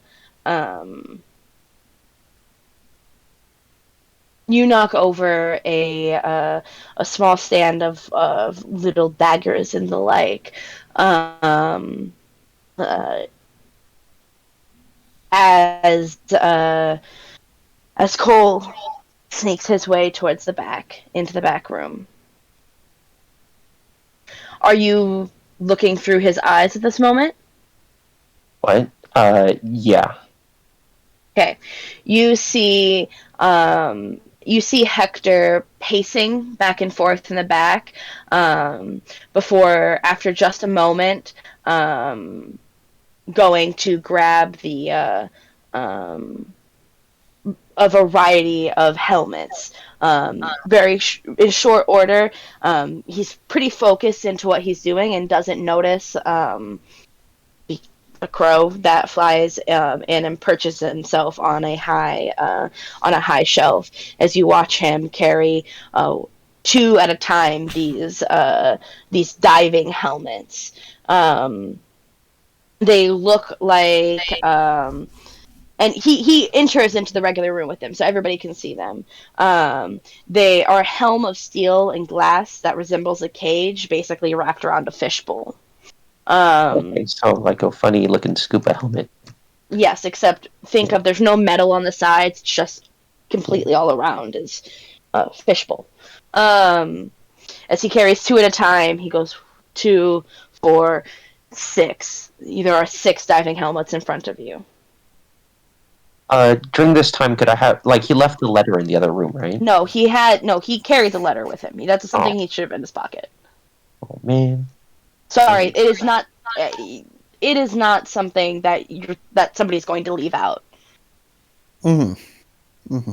No. No easy reading of that. You guys lost that opportunity earlier. Yep. We did. Partially because of your character. Yeah.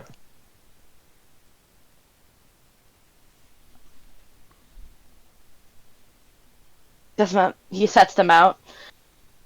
Anything else I can do for you?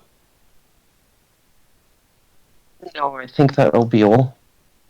What Sorry about about the mess, and then I'm gonna This can't be slowly. free. Nope, they're yours. No questions asked. Thank you for your patronage. And he goes back to the back, leaving them on the counter for you all to grab. I think.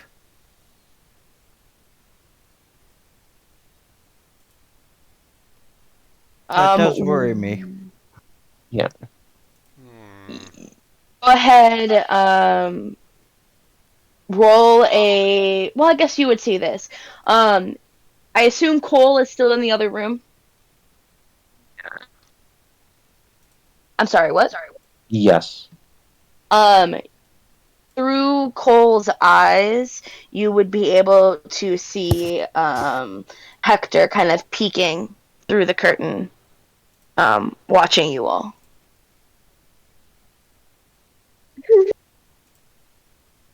And Cole's just kind of sitting in the corner of like a dark corner of his room, Yeah, basically on a really high shelf.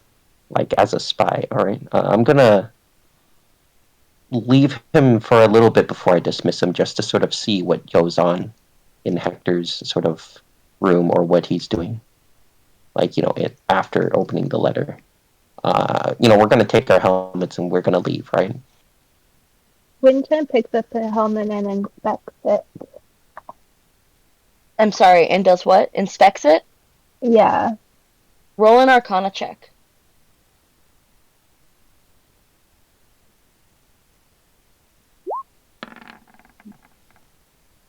Oof. You Let's assume it's magical. Looks good to me, guys. It's so good because you keep doing that, and then your response is just like, "Yep, sounds good." Wait, is that your reaction, or is that just you saying okay to the dice roll? Yes. It's both. I love it. Anybody else do anything in here? Nope, we're just gonna mosey on out of here. You guys, Yeah. each of you grabs one of the helmets as you make your way out of the smithy. A short while later, you see Cole. Well, you wouldn't actually know because you're not looking through his eyes as you're walking. Yeah.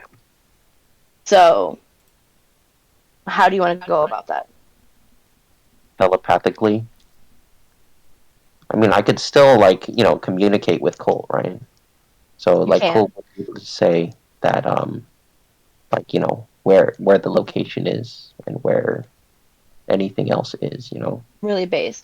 Cole basically tells you he stayed in the room for a little bit, left, fixed daggers, came back, started working. Yep, alright. Yeah, I guess I'm just gonna, recall him, put him, back into my...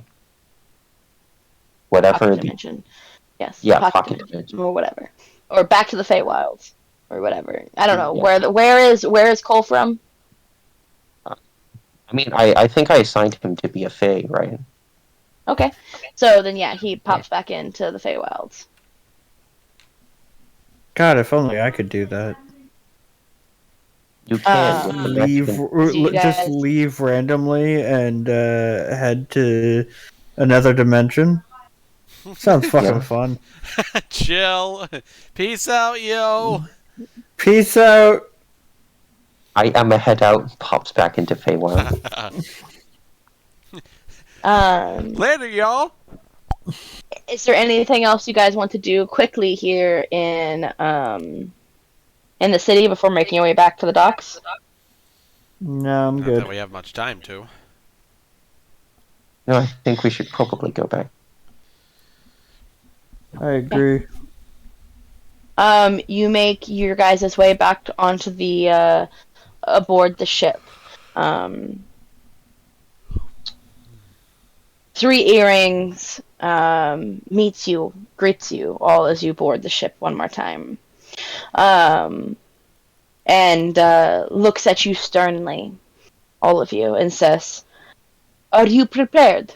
You're about to risk life and limb for naught but treasure and a sense of vengeance. Only folk who would do such a thing are the greedy, the foolish, and those with nothing left to lose." Well, I mean, when I you put wanna- it like that, I'm kind of rethinking. No.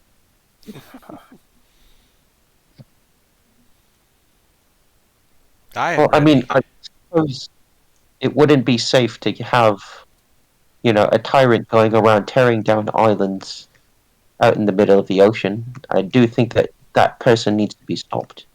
I've risked many a life and many a limb before this. I'm not going to stop again. I'm not going to stop here. These are wise words. Alrighty, let's go. Let's embark. We have just a single day's journey to get to the Shark Feather Abyss. Prepare yourselves. I see you have the diving helmets. Everything went well.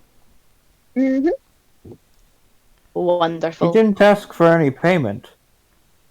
Was that what owes that me a- letter was? Yes, he owes me a great favor. I see. What do you do for him? Oh, you know, this and that. Shipped him some things, traded, such and such. Man, this is sus as fuck. You want to roll an insight check? Yeah. Okay, go ahead, roll an insight check. Aren't we all businessmen?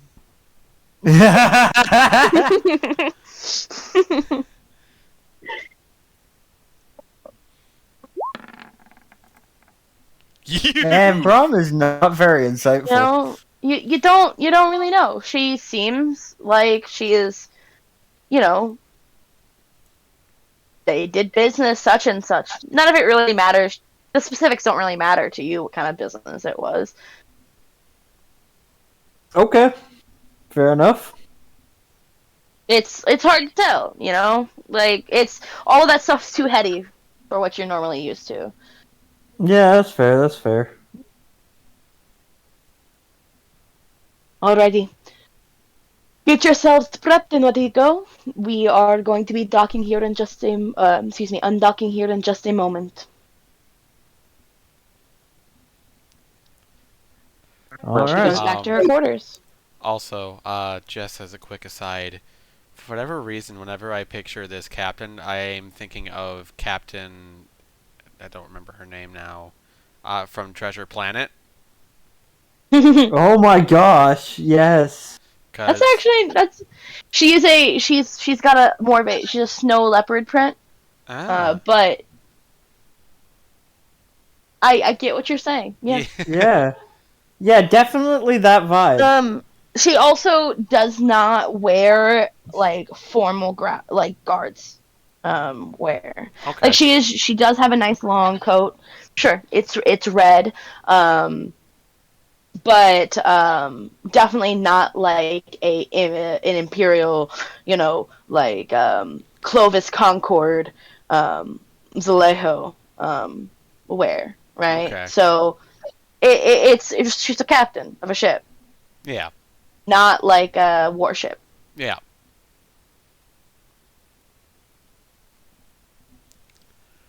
It's just the vibes I'm getting, that's all. I get you.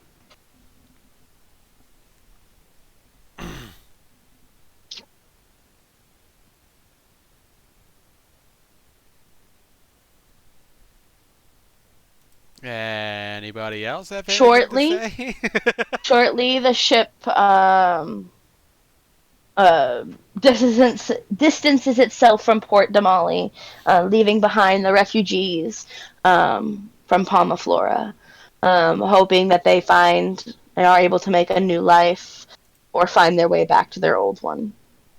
I also wave back at the group and say goodbye, everybody. Good luck. Please. You see the little, you see the safe. little boy. Goodbye. I'll miss you. Goodbye. I'll have my father write you some letters. Oh. I don't know why he suddenly turned into Jester. Oh no! Please, I hope the boy's father is still 2d6 emotional alive. damage. I hope. Emotional damage. Oh, I hope that boy's father is still alive, and I'm sure we'll never know. But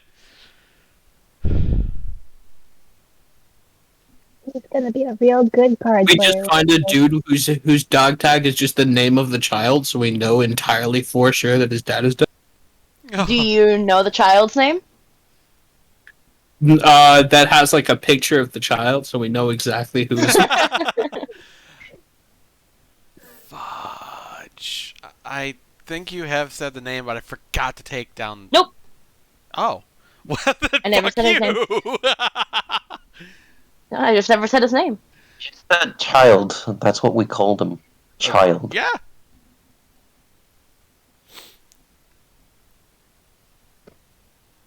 As sorry, what? The little boy. A little boy. Little John Bennett. Secretly, his name is actually Jackson, and that's the reason he was so good at video games. God damn. Jackson. Oh, he got you there. As you guys make your way back out onto the to the open ocean, is there anything you all would like to do? Conversations you'd like to have, people you'd like to see. The air about the ship is definitely less noisy than before, as you can tell that the crew is kind of getting back into the hum of what is normal for them without all of the island refugees on board. Does anybody want to try and grill me for more information? Nope, we're not interested in you. I'm gonna ask around the crew about the captain. Wow!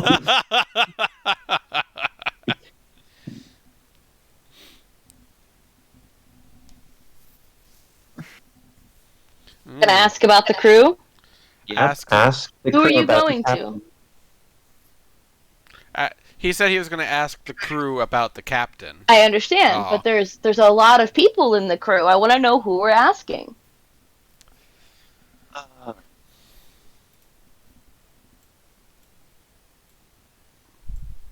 We start with the half orc lady The first. half orc.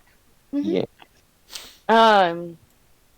She is currently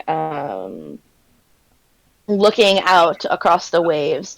This is a favorite pastime of hers.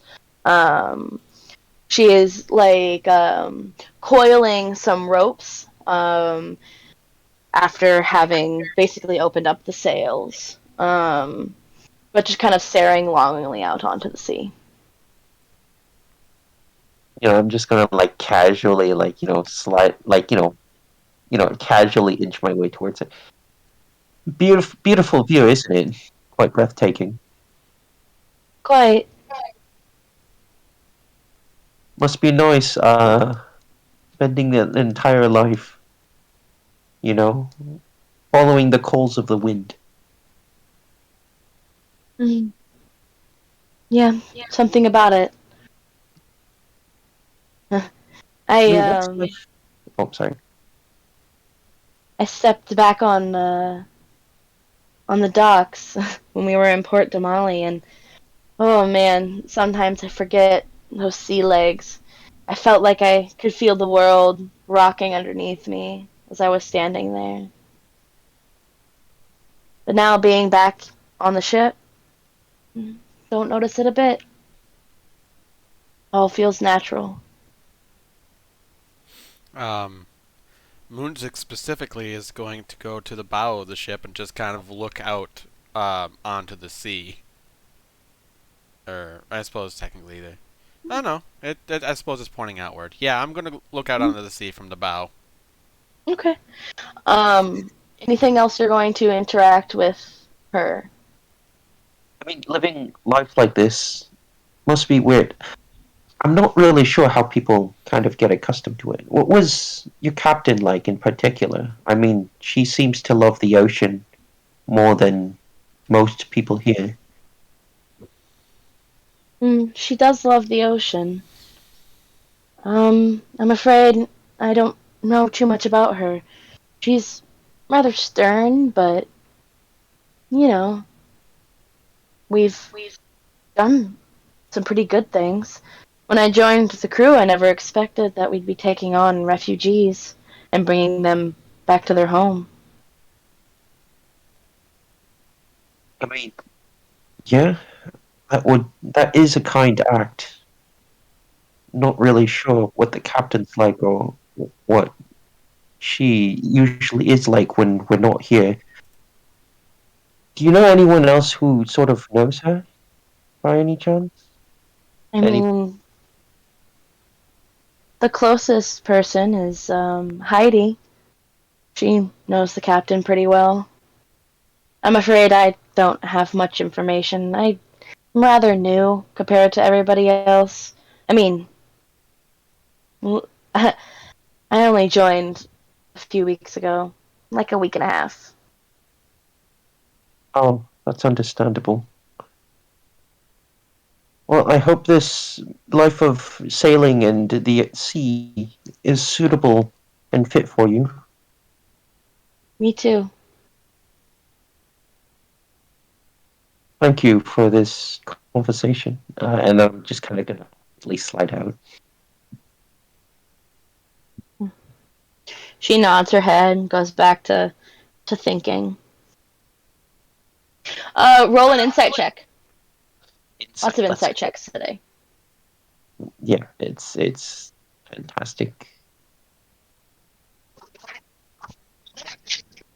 That's a 4. That's a 4. She goes back to Holy crap. going about and doing her duties. Well, I mean, I guess we can go to Heidi next. Anybody else gonna do anything? Miles is just probably going to kind of just test his stuff, kind of practice some. You're gonna see him do some like stuff with this rapier, off kind of to the side, kind of like practicing. Like, he's got set up like a little stack of barrels. And he's just kind of tapping the sides of them gently, kind of practice rapier and stuff like that.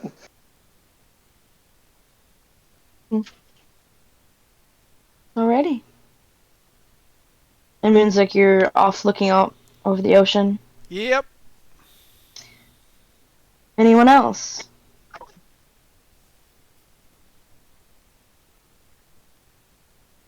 Alright. You said, Edward, you're gonna go talk to Heidi? Yep. Do you know who Heidi is?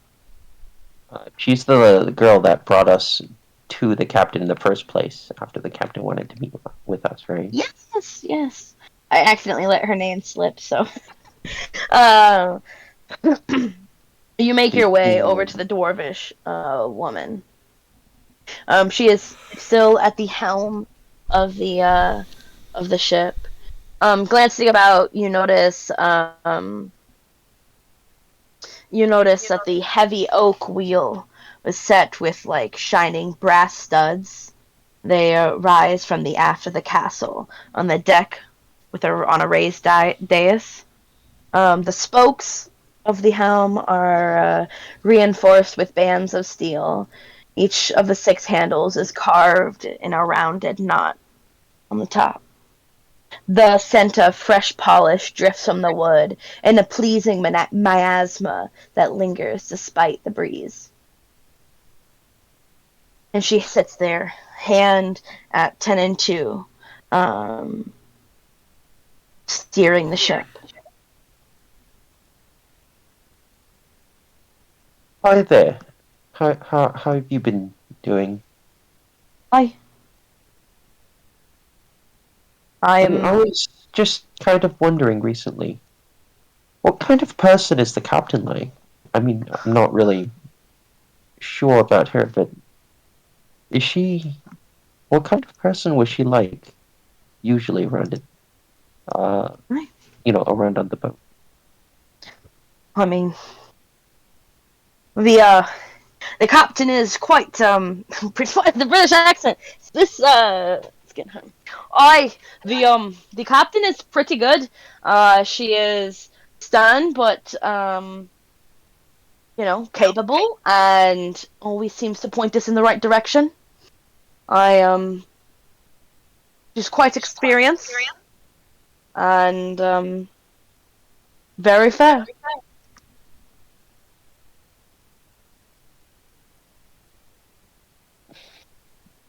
I mean, is she like a nice person to hang around with? Does she kind of? Mostly.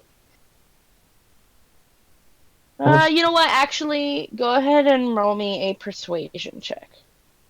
Ooh, persuasion. Heidi is not the kind of person that's gonna be giving up the information. I mean, can I override it with a 13 and make it a 14? Sure. Well, make it a 14 by overriding it with a 13. No. Yeah. I mean, Yeah, with your modifier. It's number plus modifier. Right. Modifier still affects 14.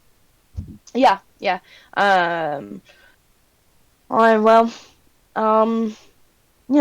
Mostly keeps to herself. I keep picking up your accent. She mostly keeps to herself, but she's fair. She's good. So she's more reclusive, doesn't generally stay around in the partying or interactions with the crew members. It is, a lot of responsibility. I'm sure that if you were in her shoes, you probably wouldn't want to tarnish your idea of what a leader is. Keeping herself separate is a sign of a good leader. They're all Australian. It's a sign of a good leader. Hi, I'm struggling. Birds. Hi, struggling. I'm Dad. Boo! Can I cast Burning Hands on him? No, I'm just kidding. Oh my god! I'm gonna cast Burning My Hands God, and go just for a say they throttle. are struggling? Okay, Is the let's world get about back on to track. end? Yeah. Anything else you're going to say to Heidi? I mean, what about her past? Do you know anything much about her past? Go ahead and roll a persuasion check. Persuasion check. I mean, I could override it with a 12, make it a 13. Is that what you're going to do? You know what? I'll just roll it. Nope, and it's a 4. That was a mistake, but oh well. Well, I mean, not really your business, is it? It's true, fair enough.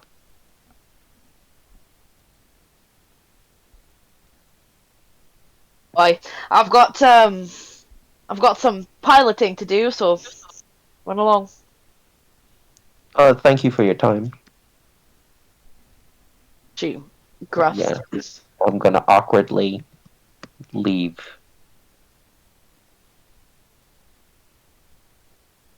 Is there anything else anybody would like to do? This is the last opportunity you guys have to interact before next session when we continue on.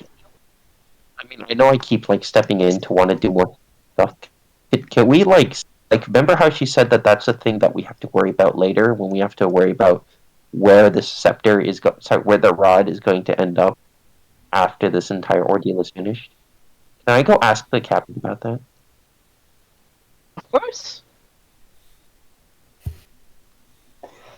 As long as nobody else has anything that they'd want to do or want to join you in on it. Will Miles be will Miles be seeing Edward go towards the door? If we're all on deck, are you, Edward, are you going sneakily? Are you trying to sneak there? No. Then, No, why would I use this link there? then, if you're on deck and you're looking around and noticing things, I don't see why you wouldn't notice it. It's a small ship. Oh, I should actually put you guys back on the ship, actually. I was just gonna say, We, as I see Edward go back to the door, and before he gets let in, and after he gets let in, if we get that far, I'm gonna try and put my ear up to the door and see if I can listen in on the conversation.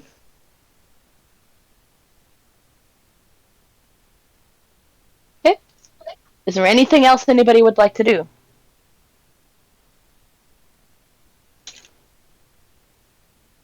No, I guess we'll just let No. Miles and I go to the captain. So you go in, you knock on the door of the captain's quarters. She hollows come in. Hi, how are you doing? I'm doing quite well. Hope we're not interrupting you in anything important. What can I do for you? Well, I was just wondering earlier, you did say that you would at least tell me, or at least during one of your reassurances about where this rod would end up once we retrieved it. Any Yes. idea what would happen to Well, it after we retrieved it? at this point in excuse me. At this point in time, I'm not quite sure. Yet I suppose, like I told you before, we will discuss that matter once we have the rod in hand.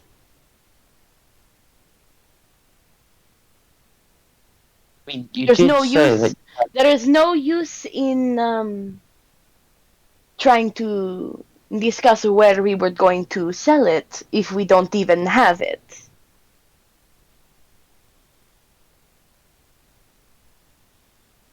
That's fair. I mean, you did mention that you had contacts relating to where you could possibly sell it. Any idea what those particular any idea whether or not those particular contacts would have a risk of appropriating this rod for nefarious purposes? Roll a persuasion check. Oh boy. Um.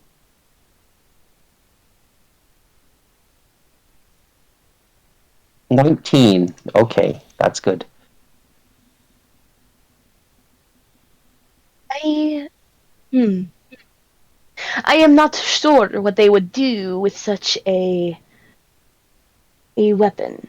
I suppose a rod of magical energy. It would all depend on who we end up selling it to. You see. Not everybody who I have contacts with is going to be a buyer. I would have to discuss that with them, of course. And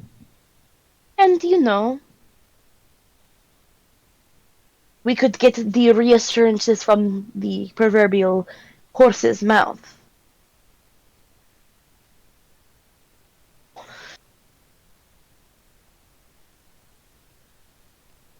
But We're as supposed for to look at a horse's mouth. but as for what they do with it, I'm afraid I have no idea. This is not how these things work. Maybe they'll sell it to somebody else to try to make a profit. Then what do we do then? We don't know how they will use it.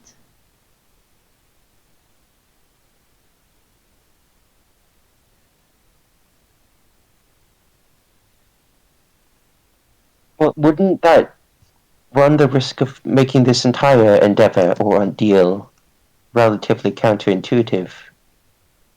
I mean, think about it. You decided to have us go take this rod from someone we know is using this for nefarious purposes, only to run the risk of potentially selling it to somebody who will then use this rod for destructive and nefarious purposes.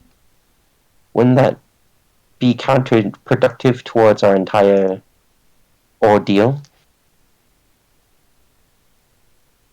Edward, let me ask you a question. What is more important in a crew?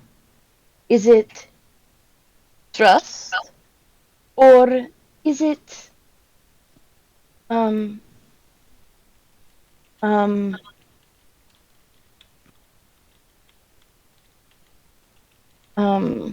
or is it pride? For a captain to feel towards the crew, trust, or is it pride?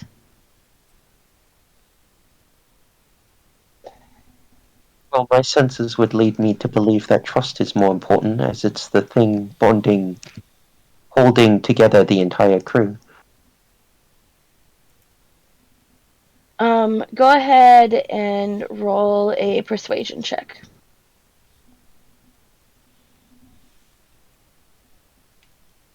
Oh, that's an 11. She nods sadly.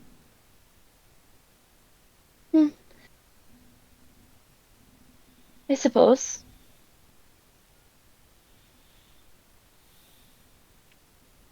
Either way, I've got much to do in terms of planning and charting.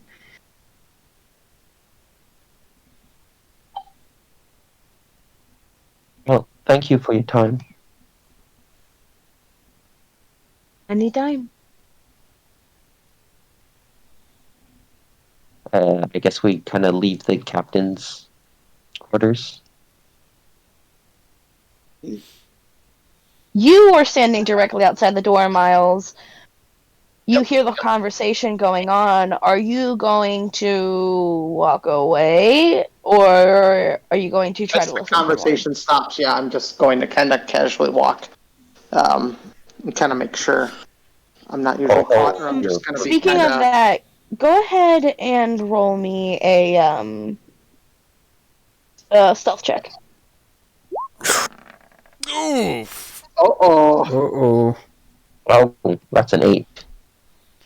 Is that like a contesting stealth check to my perception, or what is it? It actually had nothing to do with you in particular. It had to do with the other crewmates. Oh, Oh, You putting your ear up to the door. As you start to walk away, you notice the eyes of Borth upon you.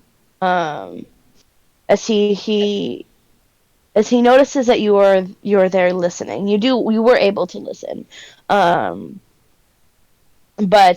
he starts to make his way towards you and says, "Oi, what are you doing?" Wow, now what are you doing to my swamp? I look at him and I go, doing? come a little bit closer. You my doing friend. in my swamp? Hold on, I Let can't me, hear what he's saying. I said, my friend, come here one moment, please. And I'm going to whisper to him, I have some very private business, and I'm just making sure information is not getting leaked. That is all. I have a deal with the captain, and I'm just making sure she is fulfilling her half of it, as I'm fulfilling hers. So you were just sneaking in on his captain. Make a persuasion check, but with disadvantage. oh shit. What's he gonna get? Oof. You. Okay, so he says, frankly, what the captain does in her private quarters is her own business, and you ought to catch yourself before you go sneaking around. I'm sure whatever business that you all have with each other is probably going to be affected by spying. Do you understand what I'm saying? Oh, and likewise, my friend, to you as well. It is between her and myself as well. I understand she's your captain, but that is our deal as well. And that's my friend in there as well. I don't care who is your friend. Ah, but I do. That is their private business. The captain, she is quite capable of handling herself. If I catch you sneaking around, You no, see Miles smirk and pull out a deck of cards and start shuffling in front of him. A job real smooth. what are you doing with those cards? Oh, just shuffling the deck. I never got the shuffle from earlier. Are you making a intimidation check? Sure. Yeah. I'm not sure what you're doing. I'm very confused. This. How is a deck of cards supposed to be intimidating? He's probably twice your size. I could probably turn you into a pancake, like with a single punch. So. No, Rocky, can you not? Thank you. Okay, sorry. Nobody interrupted you when you were doing your thing. Is this what are you, by pulling up the deck of cards, are you antagonizing him, making an I'm intimidation kind of check? antagonizing him a little bit. Okay, then make an intimidation attack. Ooh.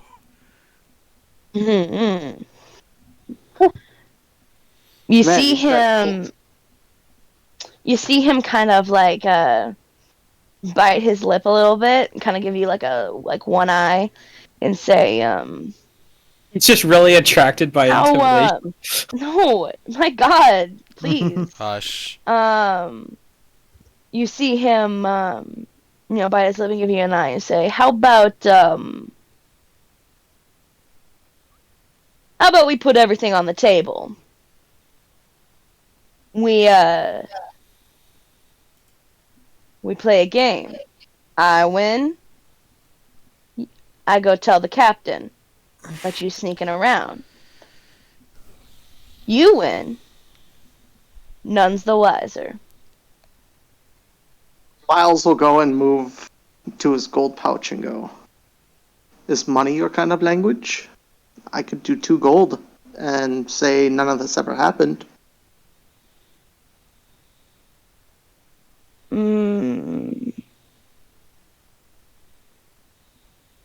Make a persuasion check. God damn it. I'm more of a gambling man. 2 coin and the game.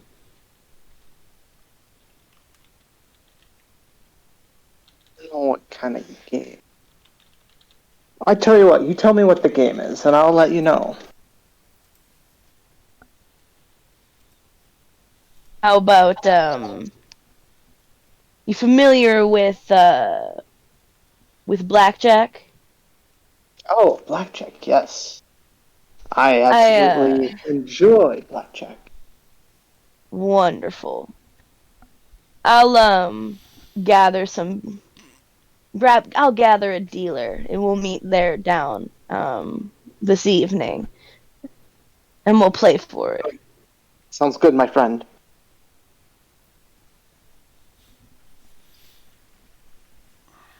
But now, I've got my eye on you. Same for you, my friend. I'll just continue shuffling my cards as I walk away.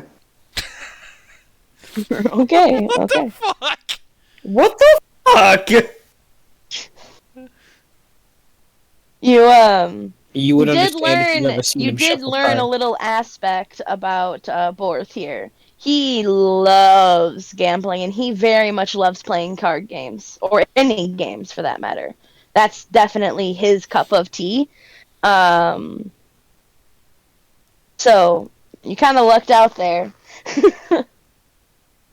Nah, he knew. He knew. He knew.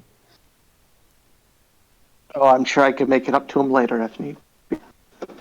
Kinky.